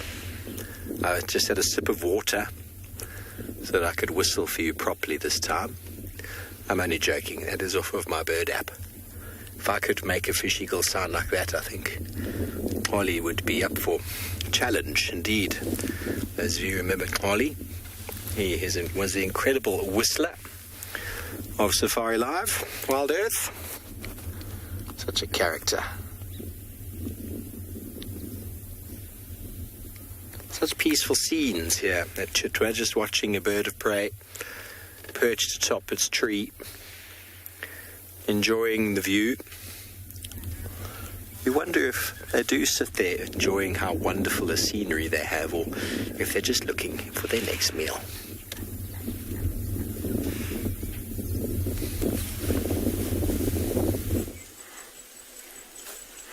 So, some interesting things have developed here at Pridelands, and I'm very excited. And unfortunately, it's not with Kumo the elephant, but our little friend on the left-hand side. So, I just had a friend send me a video because I was telling her about this elephant, and she said, "Oh, that's funny. When I was at Thorny Bush last year in April, there was also an elephant that had like the same injury that I was describing, or deformity. You will not believe it, it was the same elephant. So not this one that's right in front of us, but the fella behind. But I know the scandal, it's so exciting. But it seems as though he was then with a breeding herd. So that's quite cool. So only in the last sort of year and a bit has he moved out from being in a breeding herd to being on his own and hanging around with the boys. I thought that was quite interesting. So Thorny Bush is not too far away from here. I'm not sure in terms of kilometers. I'm going to take a little guess there, but I'm sure the directors in Final Control could probably Google it very quickly for me. I'm going going to go with 20 kilometers as the crow flies, because I think Ngala is about 30 kilometers or so from Prrivate. So I'm gonna go with about 10 kilometers there. But anyways, if the elephants were to walk there, it wouldn't be that far. There's no fences in the way. But I just thought that was quite nice that he now lives and roams around on Prrivate. And I don't know what made him come this way. Maybe he found a group of elephants once he was sort of no longer wanted or tolerated around the breeding herds, and maybe they walked with him. It would have been a far lonely walk to do by yourself, but he wouldn't have done it overnight either. It probably would have taken some time. But this fella in front of us wants to steal the show and doesn't want his friend to have any, well, not his friend, but he's the other elephant to have anything to do with today's show. That's fine. You can show us your fancy footwork and how you like to feed. It was quite funny this morning. We had some trouble with not just one elephant bull and a youngster, but about another two afterwards. So it was a bit cheeky of them. I don't know what had ruffled. Sorry, not ruffled. I was going to say ruffled the feathers, and then I remembered quickly that elephants don't have feathers or wings. I was looking at the fork-tailed drongo that was just trying to catch all the insects, and then I used the wrong word. Classic Taylor. So quite interesting that. And now, of course, they're all hiding behind the trees. Thank you so much, elephants. So, can we have a look at the fork-tailed drongo on the right? Ian, a fantastic question. I don't think an elephant would necessarily get a flea. The reason why I say this is because their skin is quite thick, and even on the areas where their skin is, at the thinnest, I don't think they'd be able to penetrate through their skin. So they definitely get ticks, and maybe they get other kinds of parasites, but fleas I'm not so sure. That bird, however, probably has a type of flea. There we go. These two boys showing each other up and stirring the dust. Is he going to jump? I'll cry if he jumps. Welcome back, everyone, and look what I just found. 2 lionesses drinking. Yes, I'm so happy to catch up with these 2 girls. I saw them this morning lying quite far a distance. They were lying flat, so actually I couldn't stop. But now here they are drinking out in the open. Drink is always very welcome. One looks like she's got blood on her mouth, so they could have been eating, but maybe it was something small, so they finished it and they came to quench their thirst. Looking at them, they could be part of the Ngala Pride. I have been seeing these 2 females not very far from here. They killed a zebra about a week ago. I shared that with you. And they're within the same area. Looking very healthy, very beautiful. Remember, this is live. It's coming from Maasai Mara. Talk to us on #WildEarth. That's where you can drop a comment, drop a question. Tell us, Yes, they do have very fat bellies, and this time of the year, they are allowed to be like this, and they deserve it, because any other time, it is sometimes very difficult. There's only warthogs and buffalo around, much harder to bring down and also to feed, a whole pride. But with the zebra and wildebeest, it's enough for everybody to gorge themselves this time of the year. These girls, they look like... Is she going to call? Listen to that. Listen to that. Okay.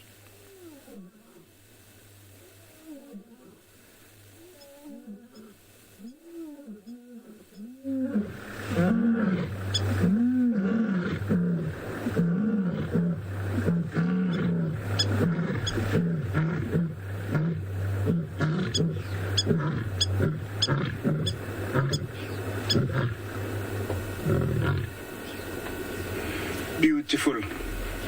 There is nothing like a roar of a lioness or a lion. that was a beautiful chorus by these two girls.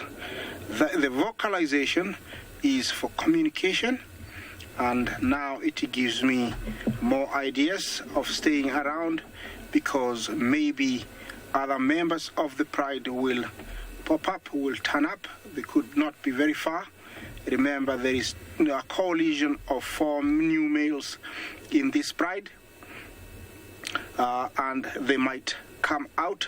So I'm staying with them until it is maybe dark, or maybe if they go into the bush.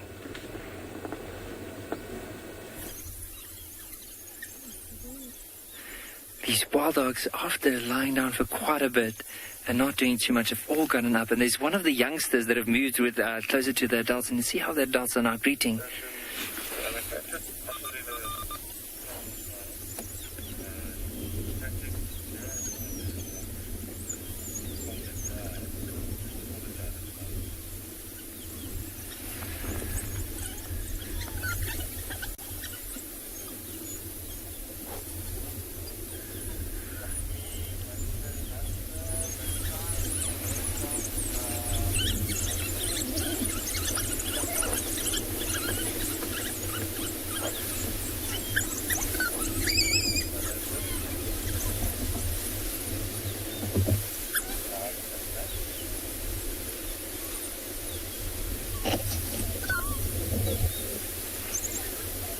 It sounds like squeaky time. Just listen to all of them as they are like gathering together, and it might not be too long before they eventually start moving.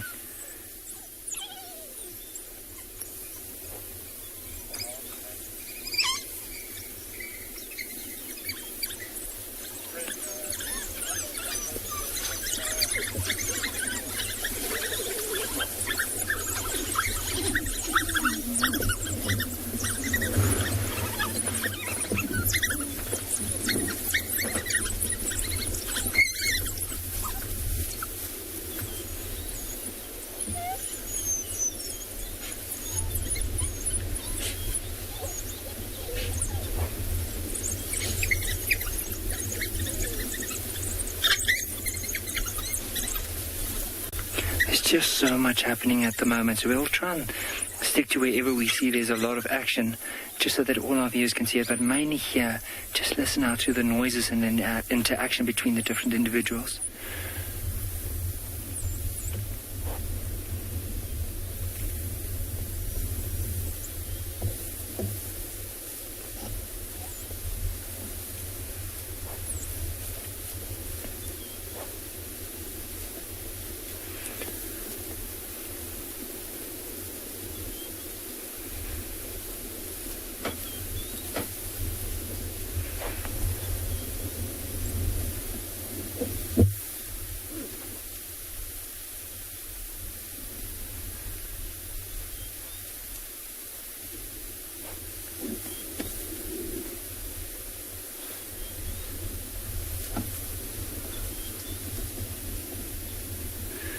Sure, but it sometimes does, but it all depends. Like, I mean, for now, like the adults don't have anything with them. Like probably early on, when they came back, and let's say the adults were out on a hunt, that squeaking sound that we heard earlier will initiate that for the adults in order to start regurgitating. And it's amazing to see, because you'll just hear all the youngsters, like that noises we heard earlier, will just go like that and just constantly call. And the adults will then move amongst all of them to try and give each and every individual a little bite of meat. Or a mouthful.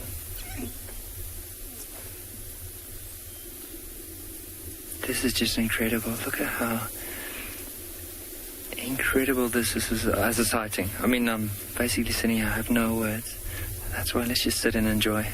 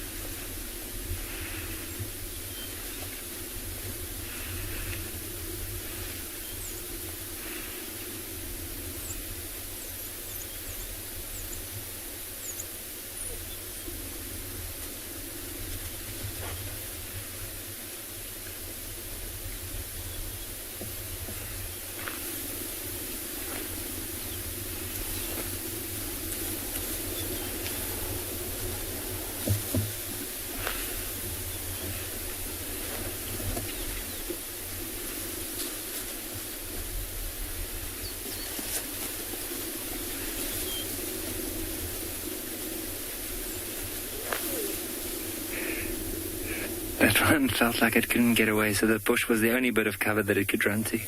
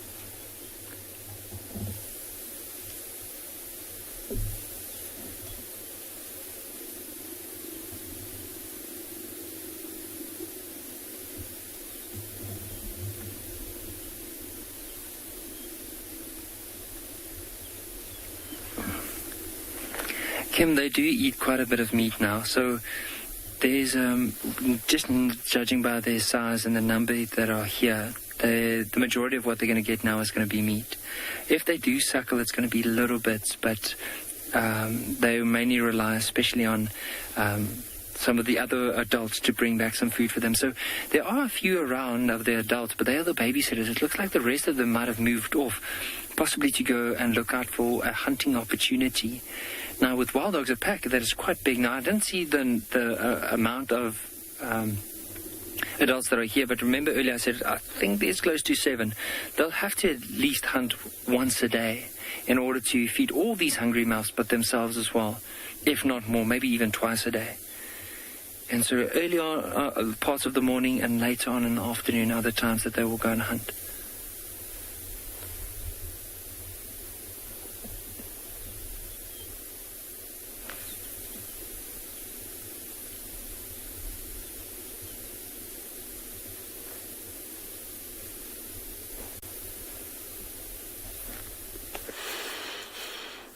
So, still with the boys, just hanging out, but they've now moved to a boerbean tree is the other word that sometimes people in South Africa like to call this tree. Sure, okay. Anyways, Kumo is big enough that he stretched up and he broke a branch, and now you can see all the other younger bulls fighting over the scraps. He also used that same branch to beat another elephant. That's why there's all the dust that is kicked up. He is losing his patience with these younger bulls, who's not too impressed that they are following him around, and he just wants to eat in peace, really. You know, I think he's happy to have the other bulls around, but not in his comfort zone. The other elephants, as you can see, don't care. They get chased around and then they creep back in. But he's useful, Kumo, to these young bulls because they can't reach the nice green leaves. So at one point I thought he was actually going to jump up and pull down a branch, but it's not very common for elephants to do much jumping. Well, not jumping, standing up on their back legs. Rearing would probably be the correct term. Here in this sort of area, even in Kruger, that's sort of what you see up in Zimbabwe and Zambia and those places, on some really large trees. But it is quite dramatic when Nkumo does chase him, though, because the backlighting with this dust and the beautiful big tree is quite something. Look at that. It's a spectacular tree, and there's quite a few of them that line the various drainage lines and rivers here on Pridelands and also on Kwenga, the area that we can also traverse. Shame, boy. Did you get into trouble just now? Didn't really seem to be too bothered. And it's funny, he's only chasing the 2 bulls that are behind him. He's not chasing the younger bull that is in front, the one with a bit of a limp. And since I've started seeing Kumo, I've seen this young elephant with this deformity with him. Maybe these 2 are actually mates. I don't know. What are you up to, boys? Just picking up the last of the green leaves? But they also seem to be enjoying the bark today. And it's getting chilly now. I'm going to have to add a jersey on. Bob, I don't know if I would call Kumo a bully. He's not a bully. He's very nice and he's super tolerant when he's in the big breeding herds. He's very kind to all the other elephants. I've never seen him, chase the youngsters around. I think it was literally that Kumo had stretched up. He'd taken the time. He'd used the energy to break a nice branch off of this boerbean tree. And I kid you not, before that branch had even hit the floor, the other elephants were in his space going, "Oh, is there something for me?" I suppose all parents can kind of relate, when you're just trying to have I say this, but I have no children, but when you're just opening a packet of crisps or something because you just want some peace and quiet and you want a snack, Seb, maybe you can relate to this, and then Casey comes running on in. I'm hungry. I have some of these. Exactly, there we go. Seb's a father of two, so he knows firsthand. Casey is one of his daughters. So I think that's pretty much what happened in this situation, and he just went, "You know what, I'm tired," and then, like I said, used the branch as a weapon and swatted all the other elephants. It was quite comical. And then settled down, and now he's kind of happy with everybody feeding around him. But I think if these boys start pushing one another, he might turn around and then just sort of lay the law down and say, "Right, boys, settle. No need for this, or if you're going to do it, go and do it over there." We'll see. Oh, it's a fight over the last branch. Okay. This should be interesting. Look, they literally are going to have a tug of war over a branch. I don't know if I've actually ever seen elephants play tug of war. Not into my car, please. No. It's mine. Oh, no, maybe he's a bit more butch. It's mine. It's probably the tone of this elephant would have. Look, he's still trying to get it. He's just saying, "Just give me one piece, man. Just a little bite." Shame. Are you boys all starving? Good, I'm glad you find it humorous. You must laugh. You must laugh all day long. It stresses me out when I can't laugh once a day. I like to giggle all day long. Today I had a laugh. I was in my tent at one point and I was getting ready for drive, but then I just sat down and I read a couple of pages of this book and I could hear this. And I was like, there can only be one animal that eats like that. And there was a warthog, and it came down the pathway and then stood right outside my tent for ages eating. So that was quite funny. I had a laugh at that. I might go around one more time. Oh. Looking for the best access to get back to the sacred branch that everybody wants to eat. No? Maybe you're just going to be happy with some smaller pieces. Not quite worth it. Oh, big flaps of the ears. Did you see that? As that elephant on the right flapped his ears, how all the dust came off of his body.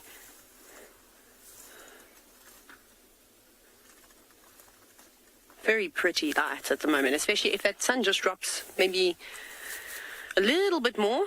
Maybe in 20 minutes or so it's going to be gorgeous. It won't be as harsh, but it's still quite something. And we're getting to that point. I reckon if we hold on just for a little bit longer, you can see that one is creeping up to Kumo. He might turn around, which is not great for me because I might have to move out of the way. Not that the elephants are going to run into my car intentionally. You can see they're very relaxed and not perturbed by us at all. This is the kind of behavior we want from elephants, not cheeky ones that are trying to charge you. You can see sort of, are you going to stretch up again? Looks like he's looking for another branch.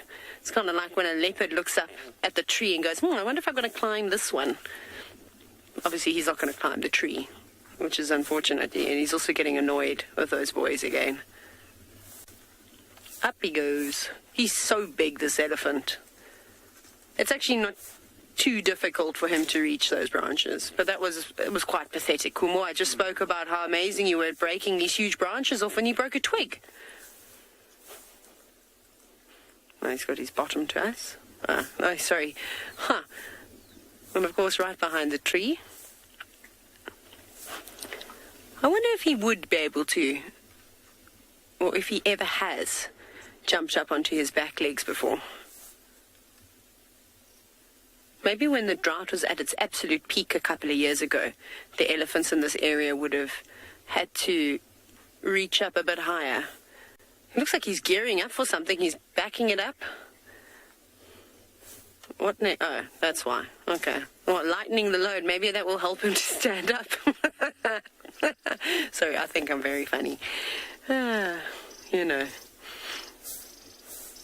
Also some little bird. Sounds like a little sunbird or something that's come on in. Kumo, come on, we're all waiting here patiently to see you stretch up and break a branch. Please, can you do us that favor?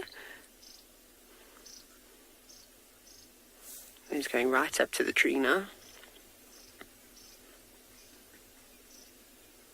No, and he's just feeling around the base with his trunk. You know, don't pull the roots. He was feeling one of the big roots. Look at that. Hi, big boy. Are you going to come to us? Okie dokie. Kumo's coming to say hello. I'm going to move out of his way. And while I do that, off you go somewhere else. Okay, bye, Kumo.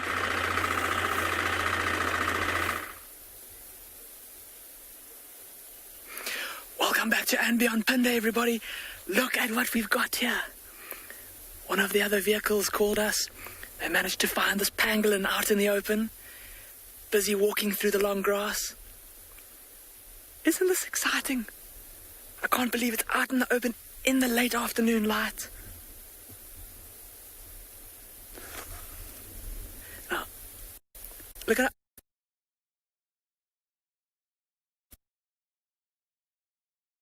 Legs.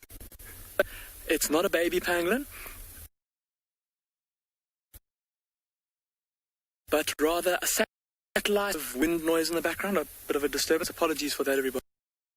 But as I was saying, satellite tracker that our researchers here have attached to this pangolin to help them to study them. Moving quite quickly now into that long grass, we can still catch the odd glimpse of it moving through the bushes. And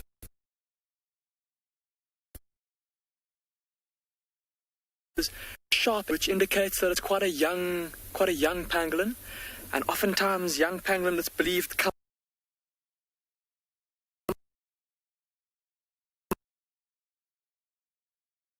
as opposed to thought to avoid competition with other adult pangolins, seeing as they can be quite territorial.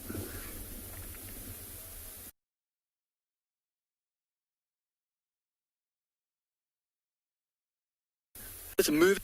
Looks like it's on the move looking for some food.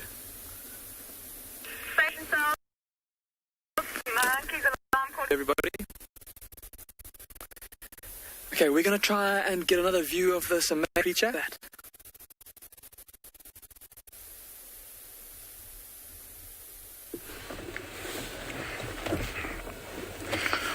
Yeah, welcome back. Yeah, this is the best they do, and it looks like it is a pose that they wanted to match one another. The very same position of the tail, the legs. I don't know if you noticed that. Not far from water, so in case something comes, there's they always can get it. Yeah, and over here, who do we have? We have a sparring plover, and I think she's got some chicks. Yeah, I don't know if you'll allow us to, see them. See how she... Oh, there. Oh, you had seen them? Okay, and I haven't seen them before. But, yeah, this is a sparring plover, and it looks like she's got some chicks.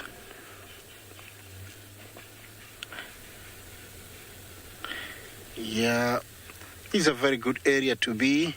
And down there is, if you zoom in down there, James, you'll see there's some Egyptian geese with some goslings. I think it's the same one we've been seeing a couple of days. And, she's doing very well. I don't know how many there are this time. Yeah, you can see them there. They're growing very fast. Yeah, they are less today. So I think maybe many of them have been eating.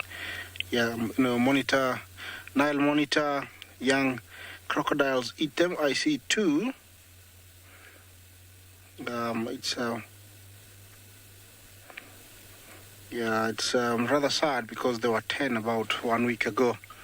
So it's really sad to see them just 2. Okay, yeah, I'm staying with these lions. They roared a while, so others might appear.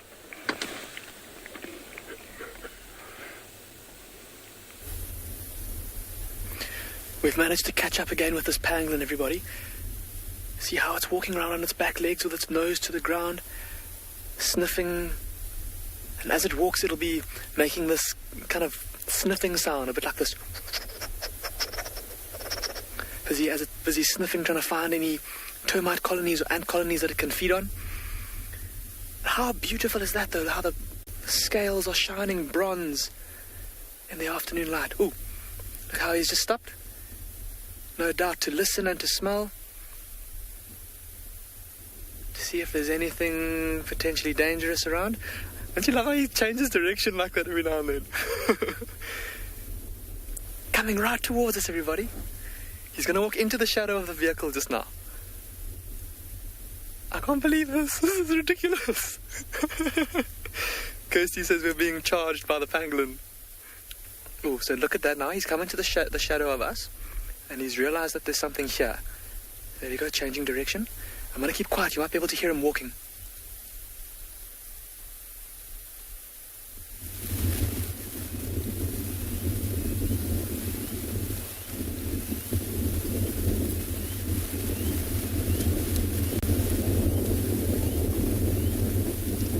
This is ridiculous, everybody. Going to walk right past the front of the vehicle. Obviously, we don't want to move because if we do, we'll disturb him. So we're just going to sit quietly here. This is unreal. Deciding it best to go around the back of the vehicle. Look at how he walks with his 2 front legs held together, almost like a Tyrannosaurus Rex. And it looks like he's going to come. He's going right past the back of the vehicle. Craig's going to have to spin around in his seat. Oh my goodness, everybody. This has just been the most ridiculous afternoon. Now, I'm pretty sure he's going back behind the vehicle. How ridiculous was that? I can't believe it. He's carried on down the road behind us. So we'll let him get a little bit further away from the vehicle because we don't want to disturb him too much by driving around a lot while he's so close to us. So we'll give him a second or two and then we'll maybe try for another view of him. But how crazy was that? Oh, okay, so just apparently a couple of you didn't get what was on his back. It was quite rushed. I'll apologize. I was very excited. Oh, he's come out in the open again. Sorry. So on his back, he's got those 2 little kind of blobs that from a distance almost look like a baby pangolin. That's where a mother pangolin would carry her baby. But it's not a baby. It's 2 tracking devices that our conservation team have attached to this pangolin. Here at andBeyond Phinda, we've begun a pangolin reintroduction program. The first of its kind. No one's really done it before, and so it's very important that we monitor these pangolins, keep track of their movements. And there's, like I said, no one's done it before, so there's no kind of rule book on how to do it. And we're busy with a very intensive study of these pangolins that are in the area. They've all come from the illegal wildlife trade. Many of you will know that this animal is the most trafficked animal in the world, and so all of the pangolins that get brought here have been taken away. They've been confiscated from poachers and taken to a vet, and then brought down here to andBeyond Phinda, where they've been reintroduced into the wild. And our habitat team are a very dedicated group of people that are putting in the time and the effort to get these animals re-established here in the wild. They did used to occur here. In fact, I think there was a record here from the late 1900s. But yeah, super exciting that they're back here in Maputo land, and how special to be able to show you this little pangolin on this afternoon. I'm speechless. I can't believe that it walked straight towards us like that. That was unbelievable. And even Craig, I believe it's Craig's first pangolin that he's ever seen, so yeah, he's pretty excited as well. You could only see the smile on his face. But that pangolin has carried on into the long grass behind us there. And no doubt, like I said, with it being quite a young animal, it's probably been out already feeding for the better part of the afternoon. like we said, trying to avoid the competition with bigger pangolins, adult pangolins that would come out at night. And so it's no doubt off to, or heading back to its burrow, where it will spend most of the rest of the day asleep, nice and warm. But I don't even know what to say, everybody. That was unbelievable.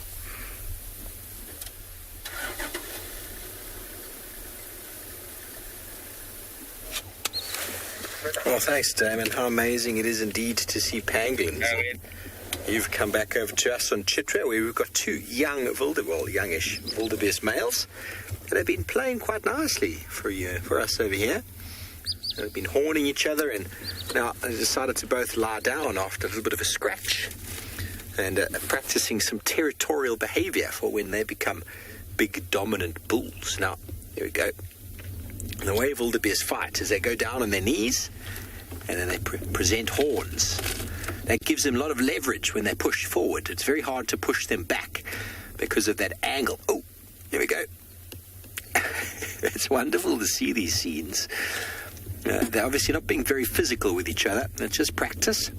But still, it's a precursor to the battles that do play out amongst adult dominant wildebeest. And these two youngsters have been hanging around Chitwa for as long as I can remember now. At least the last year, we've been seeing them hanging around Chitwa. Better off hanging out with a friend who you can spar with and practice, and who can also keep a bit of vigil, than to be hanging out on your own. Now they're going to walk in a circle, show each other who's biggest, and then back at it.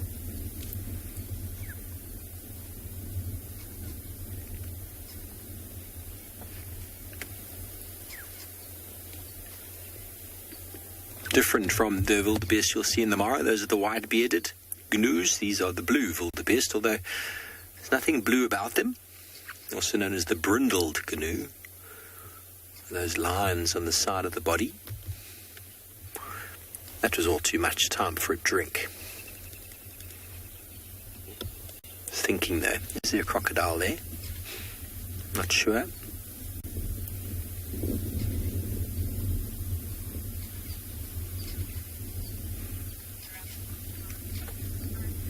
Okay, well, we're going to stay right here and see what more happens with this wildebeest.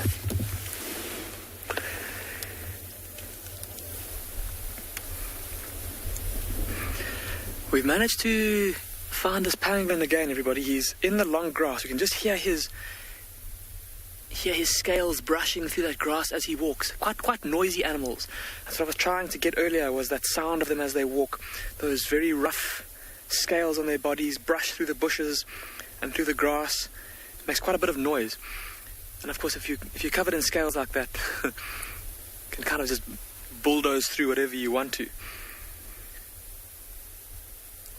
And still kind of zigzagging up and down all over the place, using that very sensitive sense of smell to sniff out termites and ants.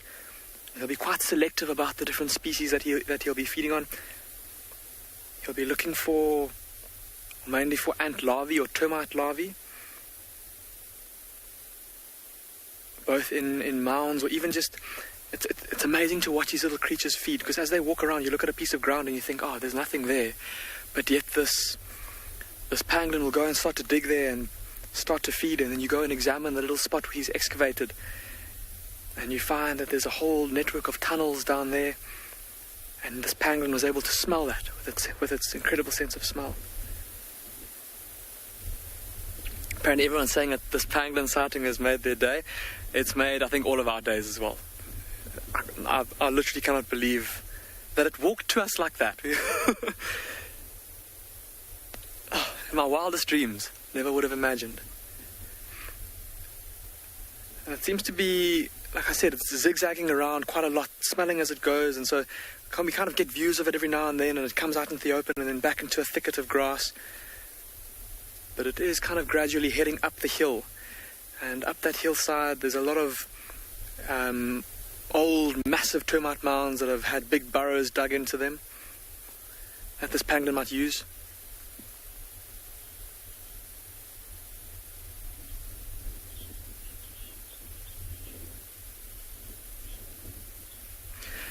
James, you're asking about the collar on the back of the pangolin. You're asking that if a female pangolin were to have a youngster, would the collar not interfere with the place where the pup would hold on to? You're absolutely right. And that's something that we are busy looking into now.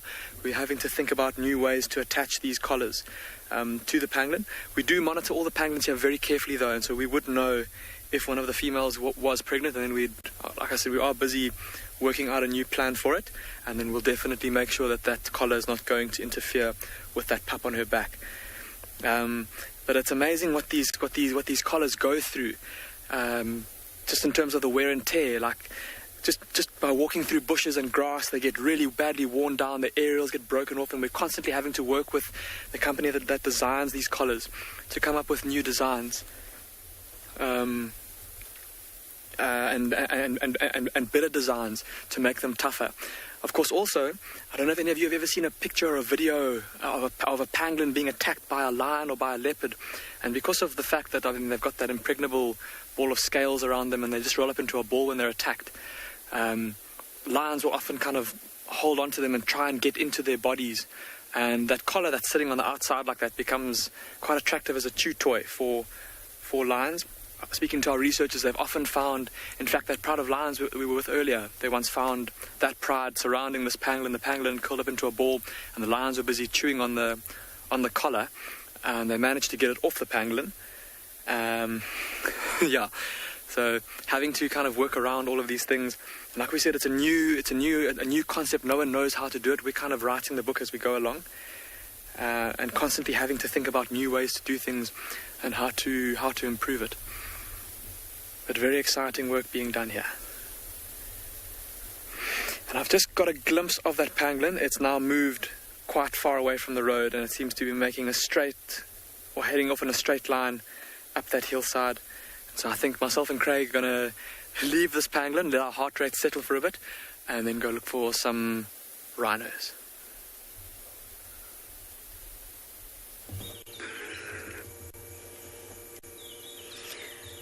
Here we are, with Zebrick's parents. Yes, I brought myself to be able to say it with confidence.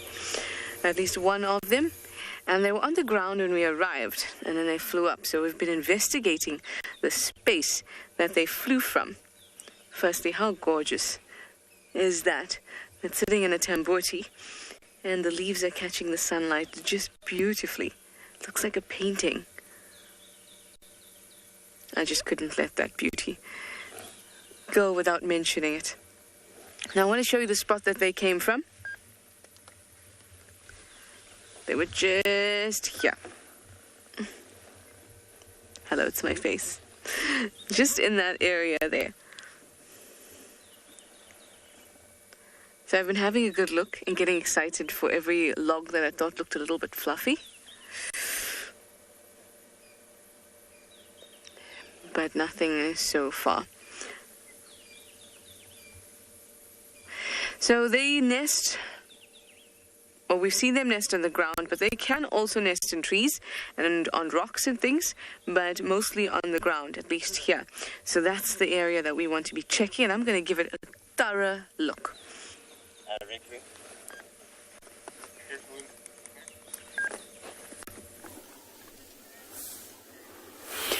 So Sebastian and I have had a great afternoon. Just after we left the elephants, we stumbled across a colony of dwarf mongoose. So those little things that you can see there. Now, I know where these mongoose live. So they live pretty much in this area. But they've run about 100 meters now. And they've been trying to dodge the elephants. And it's just so funny to see how they go from one point to the other. Oh, there they are, Sep, underneath this tree. Where are you going? Have you moved your dens now? There they ran to the right. So they've gone behind the camera. They're behind us now. I'm going to reverse, just waiting for the last one to pass. Go, go, go, mongoose. Sorry, elephants, you're not the stars of the show anymore because I also really like mongoose. Where are they? They're quite relaxed. So I think if we stop and we just settle for a bit. But it was so great. They were grooming themselves and each other. They were maybe about 1.5 meters away from the car, and then they ran straight past all the elephants. The elephants didn't even know they were there. But I think that they have moved where they live. Where did you go, mongoose? They've in one of these little log piles that you can see. The elephants have broken a lot of trees here. And then there were a couple of roads, so you can see some of them have been cut with chainsaws just to move them off of the road. And now they're just in piles. And it's a great area for dwarf mongoose or any small little carnivores, because they're protected, of course, by all the fallen trees, from all the raptors and things like that. But then also there'll be lots of things to eat, scorpions and millipedes and any other sorts of bugs. But now, of course, I haven't got a clue where the mongoose have gone. There's one behind us, but the others all cross the road. They're definitely here. I'm just trying to see which pile of wood they are at. I'm so sorry, everybody. Sometimes the things don't work out like we did, but we did have a great sighting of them. Come on, mongoose. Where are your friends? Oh, Seb, I don't know if you can get there. Let me go back. Yeah. I just don't want to... I'm going to keep scaring them if I move. Mongoose, don't run away. No, it's just us. It's just us. And there's lots of little pups. Quite a few of them. More than half of the size of the adults. Probably a bit less than that, sorry. Well, of course they're not going to come out. This is so typical. We sit with them when we're not live and they give us the most amazing sighting. And then when we go live, then they will just hide away like this. It's rather... Are they over there? It's rather frustrating. Oh, no, come back. You're going back to your original home. You've just made us do a bit of a run around, but I suppose that's just how it goes.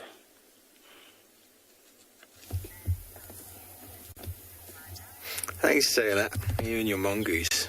Still remember that video? You and the mongoose and the hornbill. That's one of the funniest things ever. If you haven't seen it, everybody, you need to go and have a look. Pretty sure it went viral. Funniest thing in the video, I think, is Taylor's laugh. Anyway, these two male wildebeests are still having a go. They just pushed the other one in towards the water. They're a little bit more physical than before.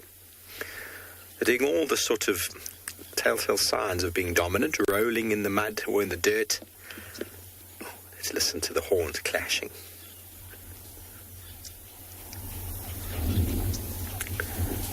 Okay, exerting dominance, lying down on the spot that they've defecated or urinated on. And the other one to try and get him up. Now we'll see them again. The one who's standing won't tolerate the other one lying down for too long. We'll give him a bit of a nudge.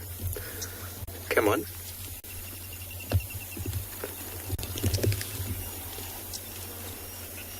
We're obviously right outside the lodge of Chitwa. Wonderful seeds. If you were just enjoying a sundowner at your lodge. Sometimes going on safari, you don't necessarily have to go on every drive. Sometimes just spending the afternoon chilling on your deck. The animals come to you.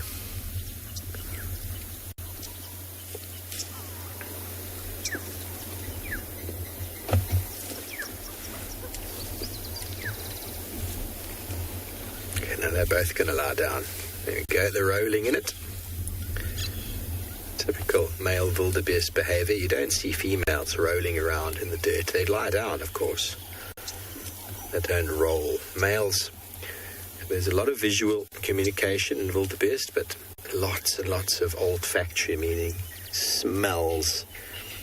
And so they've got glands below their eye, glands between their hooves, and then they also defecate and urinate. And so all of that in combination forms a smell that they cover themselves with, and they'll actually rub onto an animal they've dominated, a male that they've dominated, and even a female they wish to mate with or have mated with.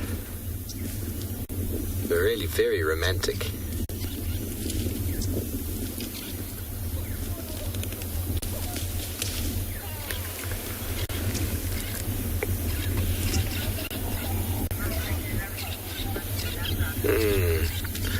The water buck are actually a marvellous little side note to the wildebeest action.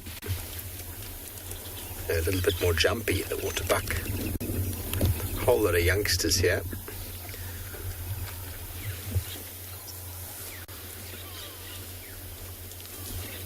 If beautiful, delicious golden light.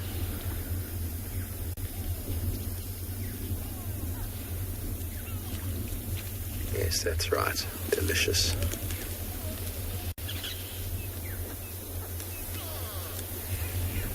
Nice, Theo.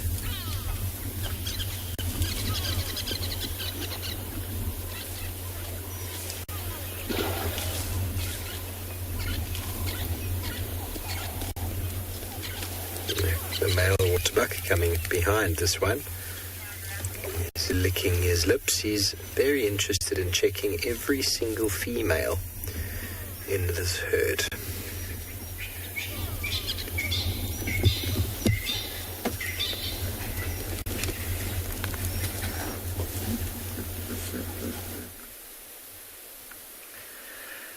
Hello again from andBeyond Phinda. Myself and Craig have managed to find the white rhinos that we've been in search of. Our heart rate's still a little bit up from the excitement of that pangolin, but here's a scene to relax things a little bit. 2 white rhinos resting in this open clearing here. And look at that one there. Have a look at its side and how it's got almost a 2-tone coloration. With it being quite a warm day today, no doubt these rhinos would have gone down to a mud wallow to lie in the water, roll in the mud for a bit. Hence that 2-tone colouring. You can see where the water came up to on that rhino. But look at its head and how its head still looks dry. So I wonder, it must have been quite an awkward angle that it was lying at. Trying very hard not to get its face in the water, face in the mud.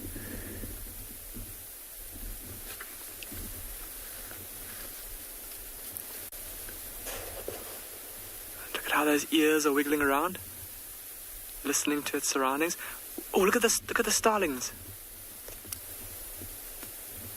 HB, you're saying so peaceful and sweet.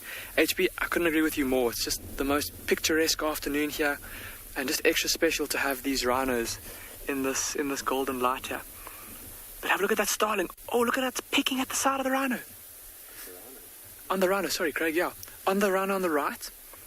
There's a starling that's hopping around, a Cape glossy starling hopping around at the rhino's front leg, now at its face, just under its eye. And it was picking at the rhino's skin just now. Almost behaving a bit like an oxpecker, maybe picking off some ticks or some insects attracted to the rhino, maybe even bits of dead skin. You can hear them calling as well in the background.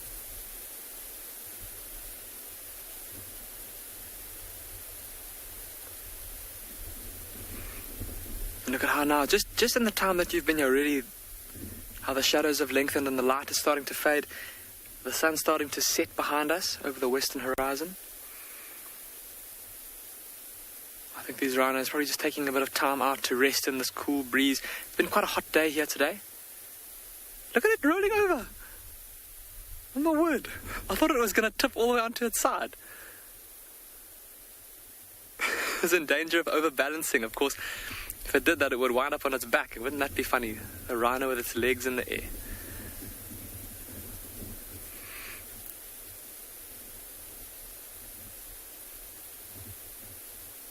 Look at the one on the right. Quite a bit. See how it's now lifted its head again. It's been quite fidgety compared to the larger one on the left. But now look at its eyes, how they've started to close.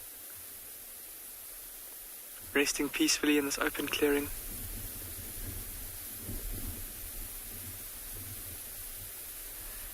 And almost looks like its nostrils are squashed. Like the weight of its head resting on its chin is almost too much. BJ, you remarking on the ears and how they wiggle. You're saying that you love how they twist and turn and wiggle all over the place. It's amazing how they can twist it all the way around. Face it backwards, face it forwards. I suppose look at how big that animal is, how long it is. To have to turn around and face the direction of a sound must be quite a challenge, quite a waste of energy and quite a cumbersome motion, especially if you need to freeze to use your hearing to help you to determine the nature of a sound that you're hearing. Is it a dangerous sound? Where is it coming from? What's making the sound? So being able to swivel those ears around like that is definitely helpful in that respect.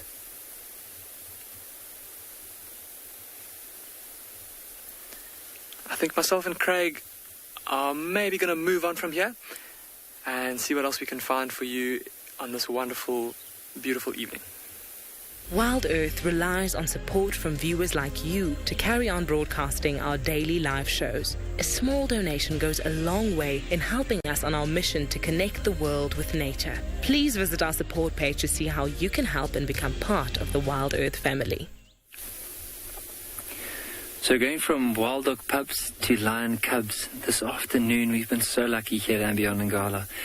We've decided to come back to where we left that pride this morning. They haven't really moved at all from where we last saw them, but have a look in the mirror of the screen here.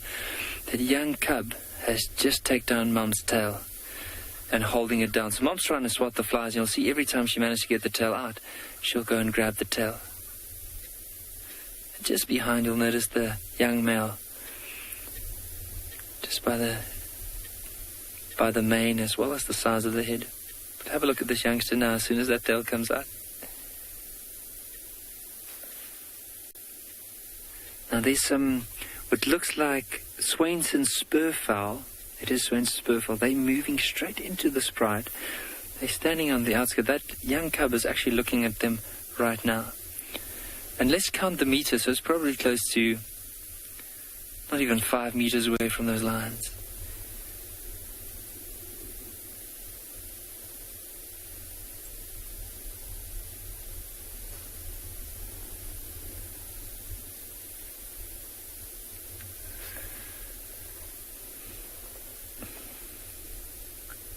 And there's also a lot happening. We're looking at this lioness with the Swainson spurfowl off to the left. That young female's gone up and she's going to go for a suckle. But if I were those Franklins, I'd definitely move out as quickly as I possibly can. But have a look at this one now coming back. And just finding a nice little patch there. Probably to go and lie down. Oh. Just relieving herself. There's left of that, there's a female that's lying down with the legs also open, and then just in between those is where that young male is.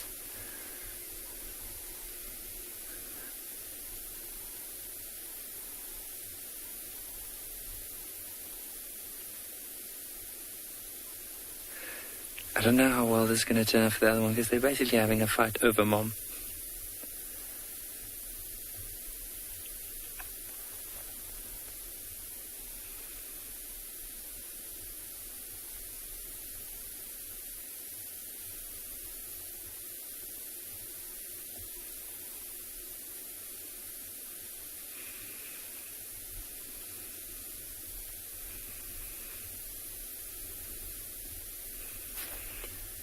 That little one is trying to stalk those birds. So see where the little one lie down? Now, 4 meters in front. Oh, they just got a fright and moved up. They probably realized that the young lioness probably had a death stare in her eyes when she looked at them. But she might have just lost interest now. Just going to sniff, maybe pick up the scent of what they are before she heads back.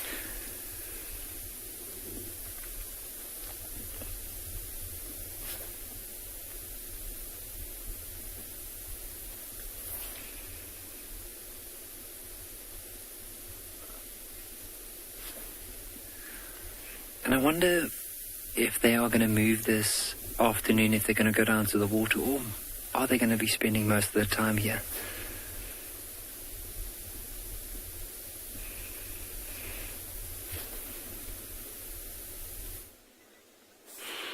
We've been very lucky with not only elephants, but also the gorgeous light this afternoon. So we've moved around to Ndlovu Dam, right outside Eco Training's tented camp. And we've got 2 elephant bulls just quenching their thirst. Hello, elephants. One of you, the elephant that gave me a bit of a charge this morning, I wonder. I think, hey Seb, we actually thought that the elephants that we saw this morning were going to be here a lot sooner. But I think they've been taking their time just moving through the block, but it's so peaceful here. So I think let's just take a moment and hopefully you'll be able to hear the sounds of the elephants as they slurp up the water.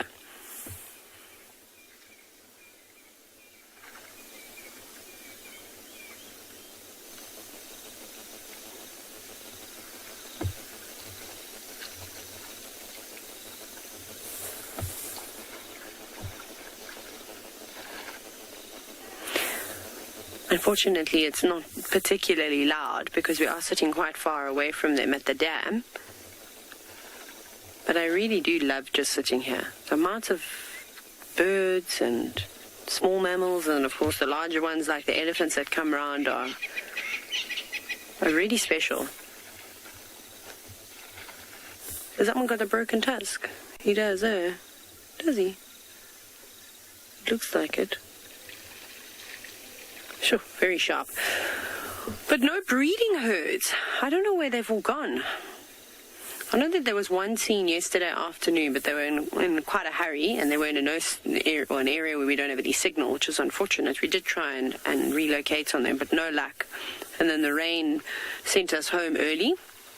But I thought that they were coming this way and coming onto the property, and there's no other water around other than if they drink here, if they drink at Leopard Dam, or there's a little pan that's being pumped now, which is right next to the HQ, the headquarters. And where those elephants were, I don't know where they'd be drinking, unless they're turning back and going all the way to the Motlebetsi and digging in the river, because I don't think that there's much water left in that river system. So it's just fascinating as to where they've gone. And we know elephants will drink water whenever they can. Oh well. We'll just keep viewing the elephant bulls until the big breeding herds decide to come back. So have a look at how this young male is stalking this lioness. See how he's crouched down. Yes, point forward. Yes, this doesn't even know he's lying down there. So let's see how long before he eventually starts stalking her. It's so funny to watch because now this young cub is stalking the other one, and of course brother's stalking her. As she stops, he stops.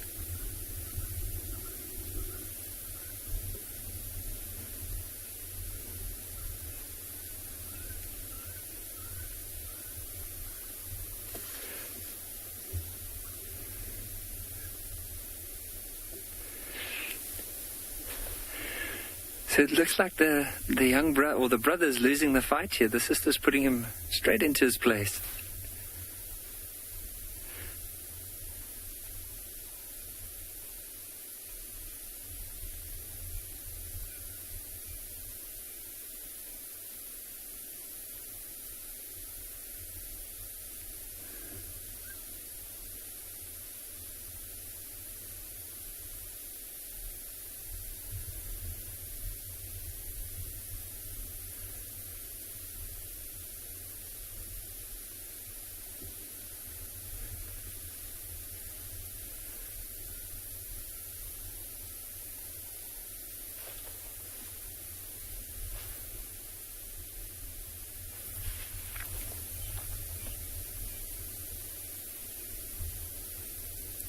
Saranya, they do have personalities. Look at that young female now. She's now going to stir up some more mischief up with the other one on the other side. Now, earlier on, I saw her picking up a piece of blue wildebeest dung and eventually dropping it near that tree. Now, I wonder what she's chewing. Is she chewing a stick? Or is she chewing a bit of that dung again? Now she's turning around. She needs to decide who she's going to hunt now. Is it going to be the bigger one? Or is it going to be that young male? She is staring quite intently at him, though. There she goes.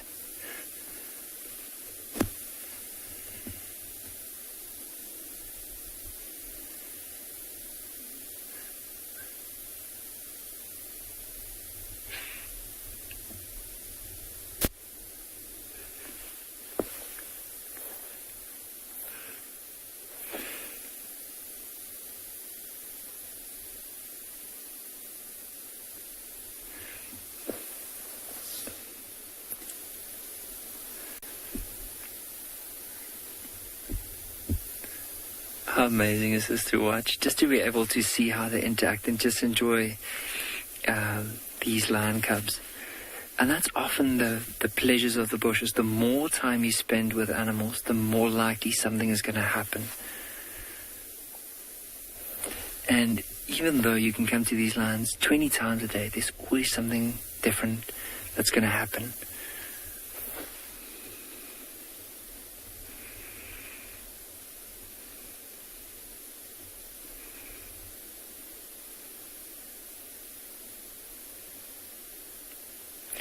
Have you noticed this female has a prominent white tip under her tail? Which is very unusual because you don't really see lions with that. They just see, so like with normally lions, they have that black tassel at the end of the tail. But look at that little one now when she flicks her tail. You might just notice there's white underneath.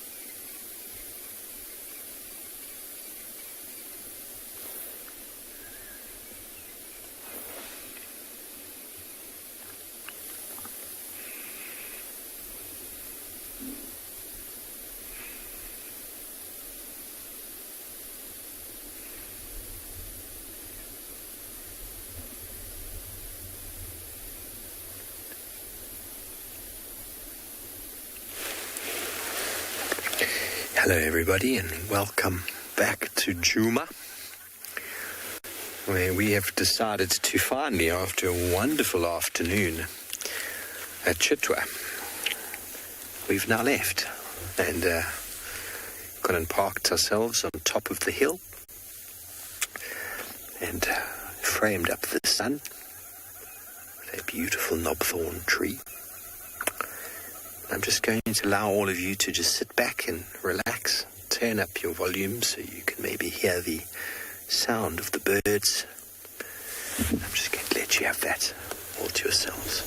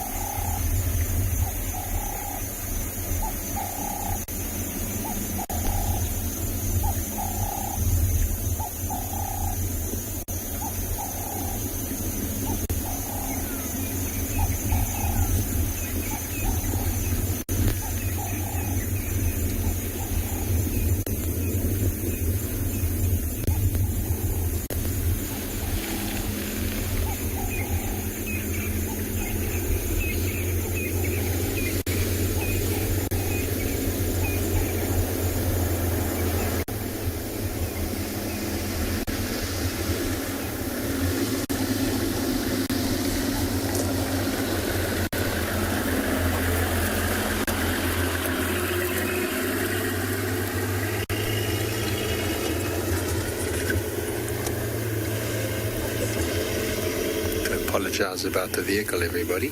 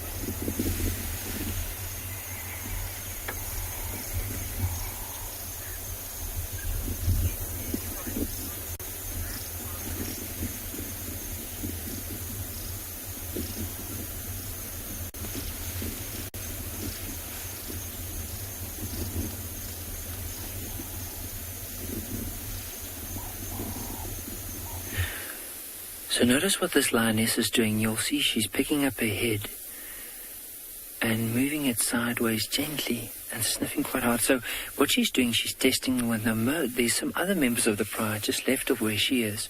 You'll also notice that they have their heads up, doing exactly the same.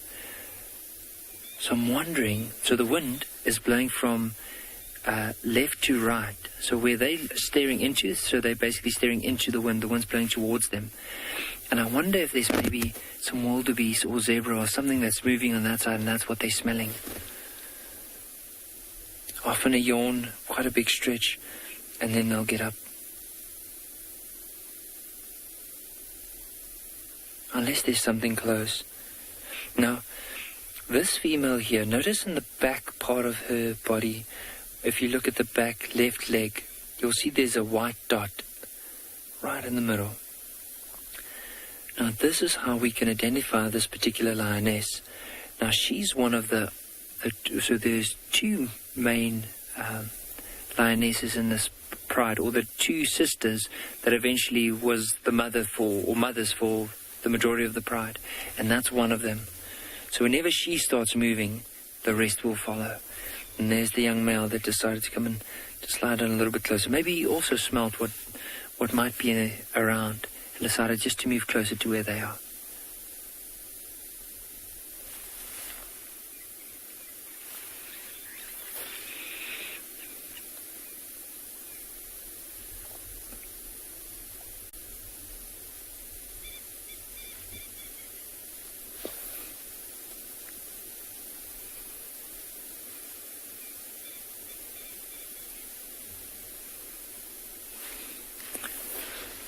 Notice that male as well. Look at how he's trying to sniff and test the air. Now, for us, we can't smell what it is. We can't see what it is. But for these lions, I can just imagine, depending on how strong the wind might be, but whatever might be on its way could be maybe even 100 meters or more further away from where we are now. And that's what they are able to pick up way before they can even see them.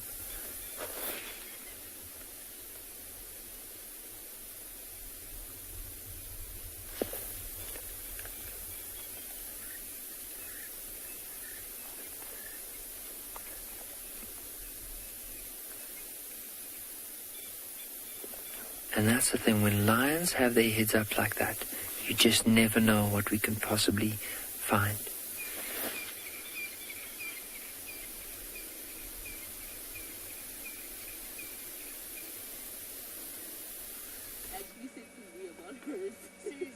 Absolutely, you can never know what's happening when a lion picks up its head. There's so many possibilities. Much like when these little cubs pick up their heads. Are they going to go into the den? Are they going to suckle? Are they going to run around, ring around the termite mound? We don't know. But things are very peaceful. I must also tell you that these two were the cause of my flat tire this afternoon. I had a very, very slow pressure leak. from the exact spot where these two were pulling at.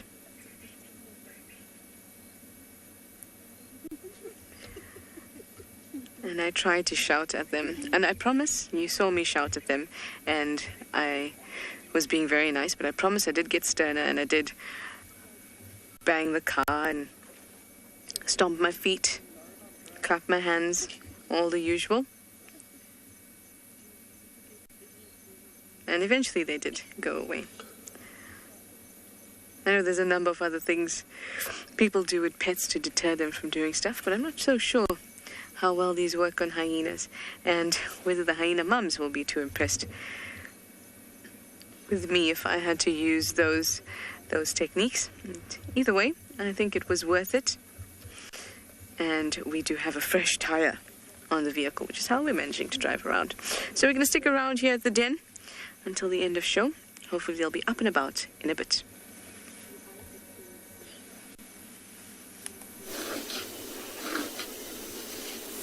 We've got a very, very itchy but naughty elephant that I need to watch very carefully, because I'm almost certain, I just need to maybe check some photos, that this is the same, well, this was the first bull that we had that gave us trouble. This is not the one that mock charged us later on in the morning show.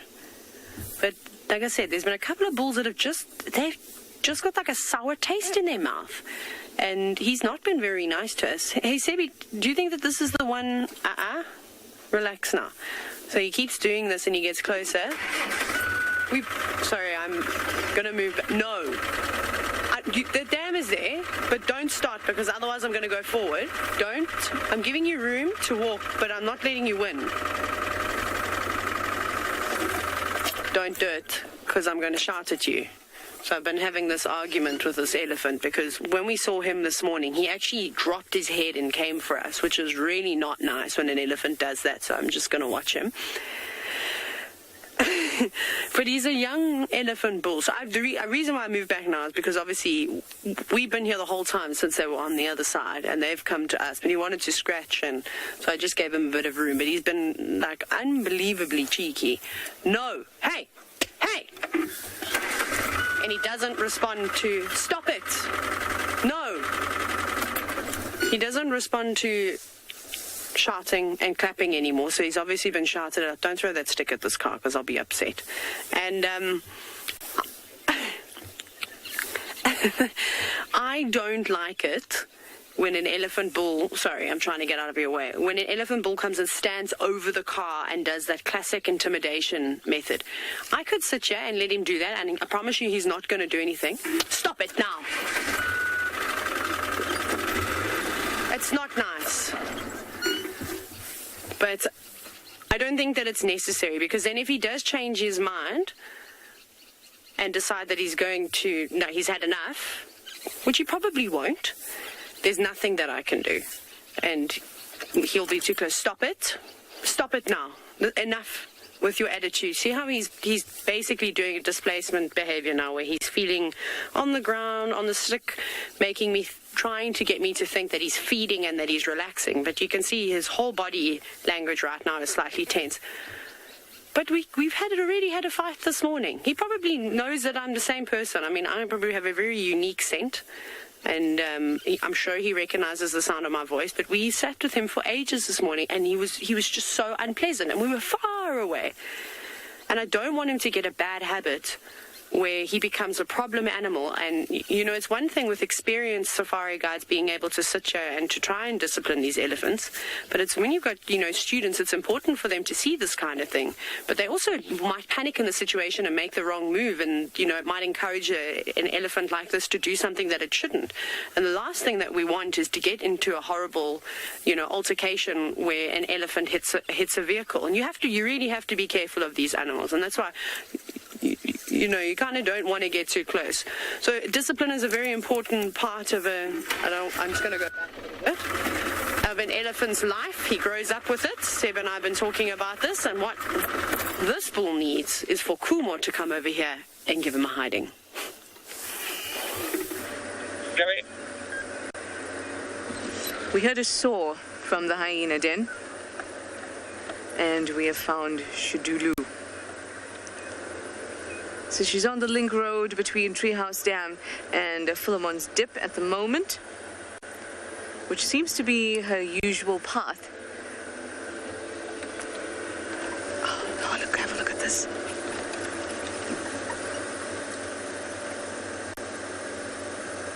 She's been scent marking so much, which has just been awesome. So I tell you, so this morning I was saying to you, there's a few reasons I stay at the hyena, or I sit at the hyena den, even when it's quiet or when they're just suckling. And that's because we can watch the hyenas, we can see the cubs grow and play, and you get to hear really well because of where the hyena den is positioned. Case in point. Now I'm just going to follow behind her for a little bit until she gets to the open area and I can manage to get in front of her. It's not too far.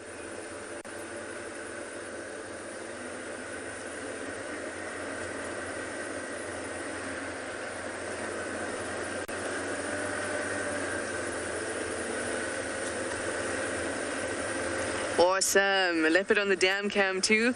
Steve is going to it. Great, there she has an open space.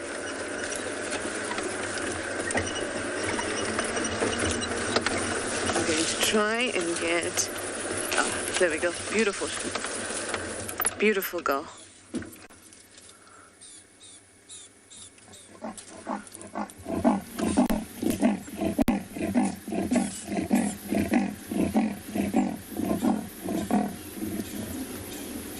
Amazing. Amazing. So happy with that. There she goes.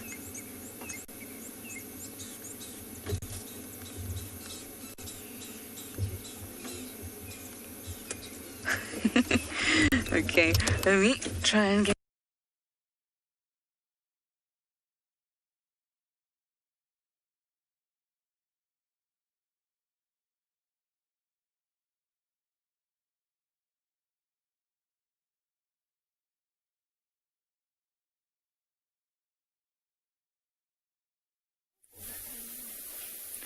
So, just looking at the angle of these lines now, you'll notice that there's been a slight change. There's another one that was lying down further back that decided to come and lie down right next to that young male. I'm just trying to see. It looks like it might be a young female. There's no mane developing. It might just be the one early on. Remember the young cub was playing with... that one around that tree where it picked up a stick. So that's the one just decided to come and lie down next to that male. But look at the size difference even. How much bigger is he in comparison to her? Now, even though he doesn't have a fully developed mane yet, he is a big lion.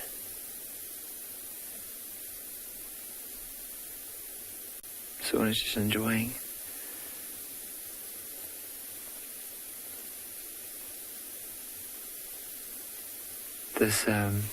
This one in front of the male is just enjoying that coarse tongue of that male on the back, maybe giving it like a bit of a scratch.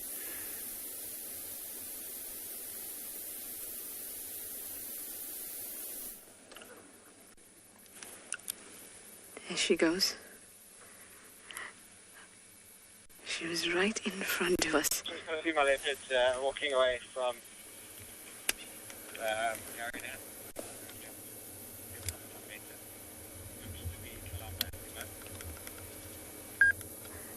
So she's actually heading up towards a quarantine, looks like.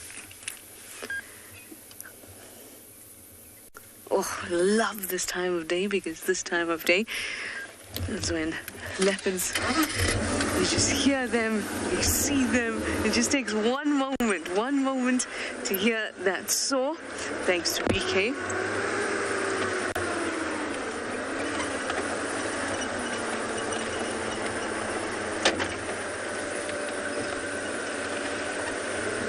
And we just came out, followed that sound. And here she was, just like that with an alarm call, just like that. Okay, let's have a good look here.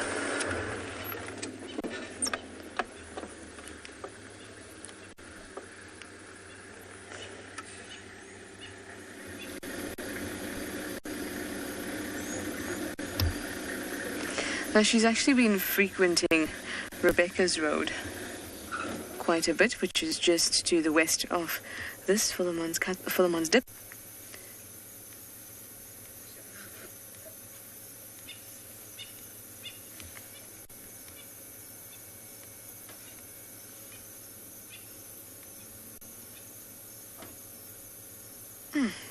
Just beautiful. It's so nice to see her so often. First time I saw Chitwa, I was with BK. And the most recent time, tonight, with BK too. He must be good luck for Chitwa finding.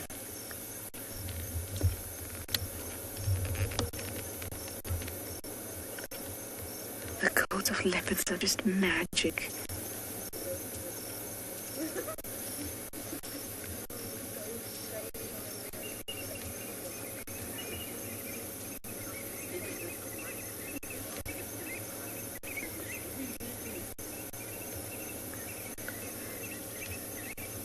Just stunning. Her coat feels more densely packed with rosettes to me, or smaller gaps between them. It's just captivating at the moment.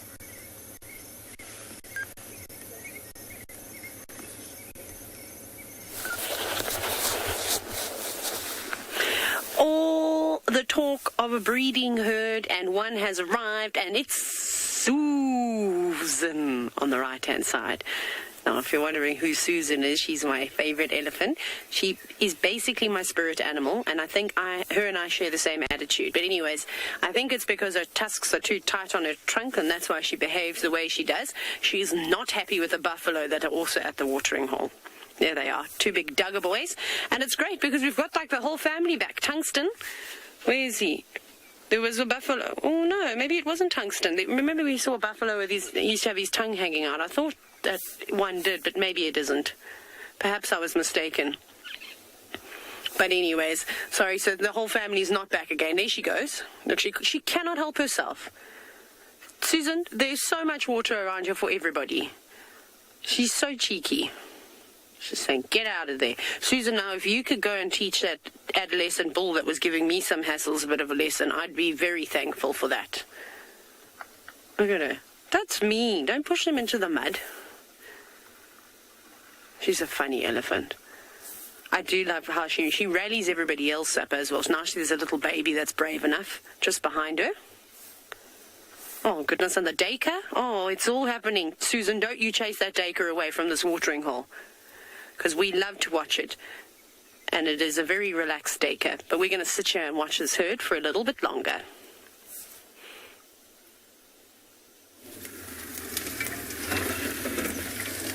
Welcome back, everyone. Thank you, damn cammers. We have found Salamba. That's where I'm ducking out the way. She just called everybody. Such a ferocious call. It was quite something to see. I've never seen her call before. Well, actually, I saw her call once before. It was a little half-hearted. And then she looked around sheepishly as if she was unsure of what she'd done. And now she did a proper call. And it's probably in response to Chitwa. Chitwa and her are having a bit of a sawing competition, although they're not very close. They're probably about 1.5 kilometers, maybe a kilometer from each other as we speak. Okay, we have another vehicle in the sighting, so I'm just going to move up and over onto the side so that they can also get some access. So bear with us. She's going to scent mark all the bushes along the way as she goes. Right there, there you go.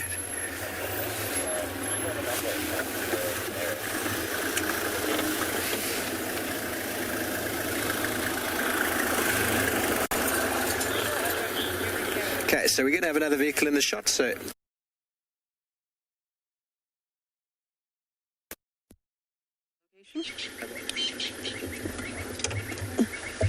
Sorry, guys. But then we have our leopard here. I'm just informing the other stations about what's going on. Copy, I think you seem to be closer than Mike, so if you could maybe check with him if you can come in first.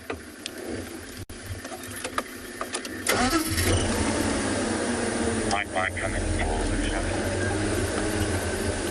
She really likes this area. This is the exact same spot where last time I found where we had her in the dip. That is the exact same spot. All right, there we have a nice view. A bit far, so I'll let you know.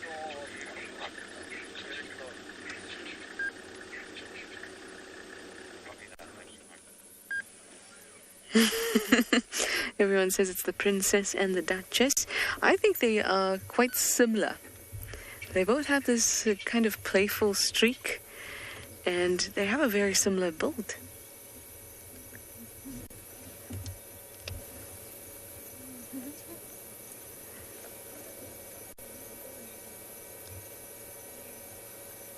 And they're both quite large females.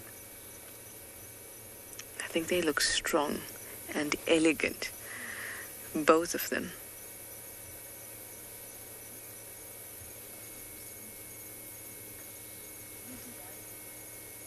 Oh, look at that. Look at those eyes.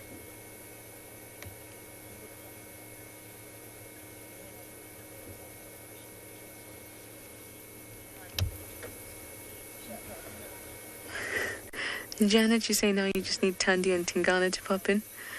Oh, I hope so, Janet. Tingana especially. I've been thinking about him.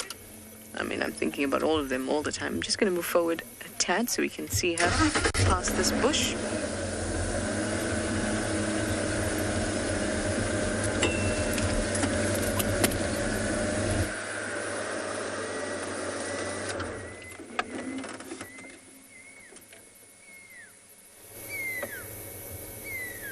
Spotted owlet going there.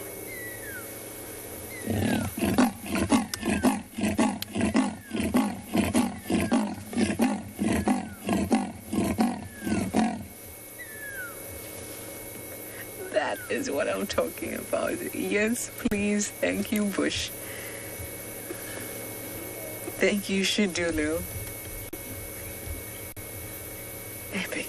Absolutely epic. Ready. She's spotted something. Hello, everybody. She's just gone off into the bushes here after something. I don't know if she actually went in.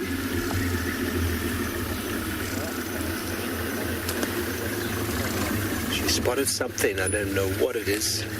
She just ran in after it. Another vehicle in the sighting.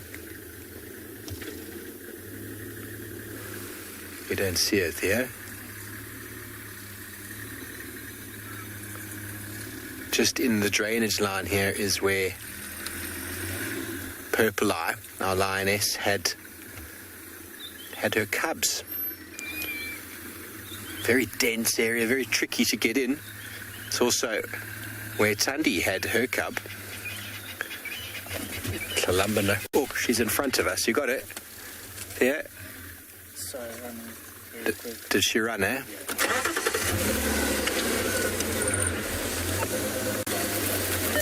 Rex, I think I just saw her run past me in front here. It's a very tricky area, everybody. Getting access here is very, very hard. That's what these leopards do. Okay, well, we're going to try go around. There is an access into the drainage line around the corner. Let's go see if we can try find her again.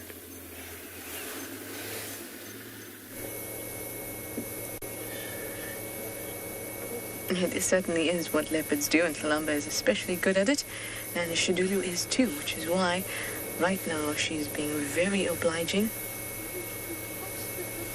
She's in the open, at least in her little 5-meter radius, and she's sitting very pretty. And what a cracker end, guys.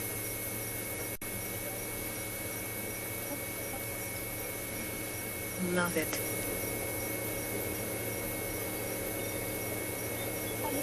She's been soaring. She's soared 3 times in the last half an hour. She's most definitely laid stake to this part of Djuma.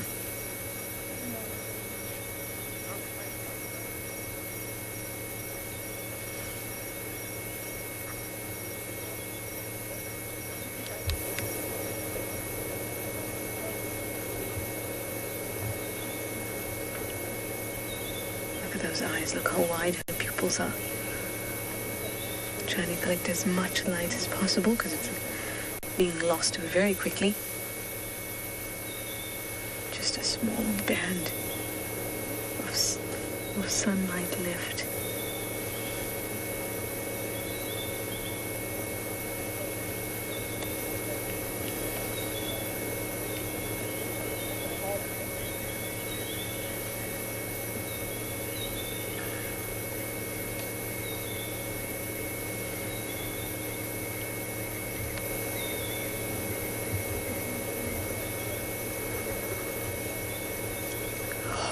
Paying attention to everything. Such a stunner. Well, I certainly know you're as happy as I am that we had the ability to find Shadulu, or rather she presented herself to us and Kalamba as well. I know, we don't want the drive to end, but it's that time, and it is the leopard time this evening. It's just the way it is. It's the way the bush works.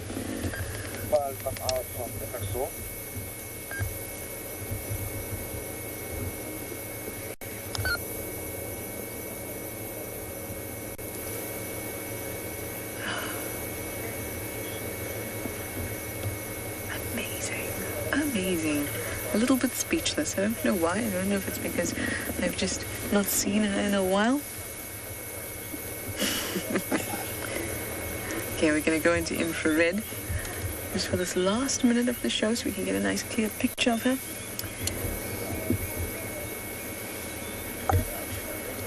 And there we go.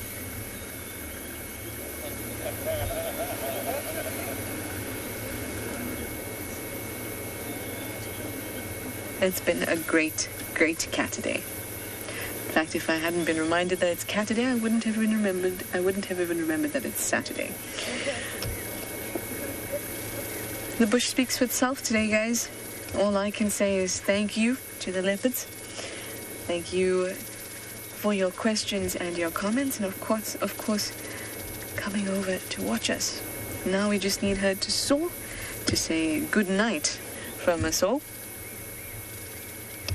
No, it's just going to be me saying bye-bye and see you in the morning.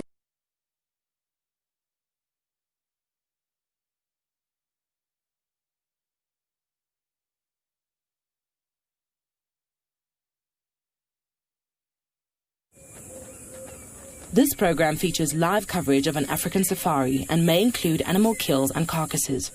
Viewer discretion is advised. Good morning and welcome to a glorious sunrise here from the low veld of South Africa. It's probably about 18 degrees or so, and you are on a live African safari.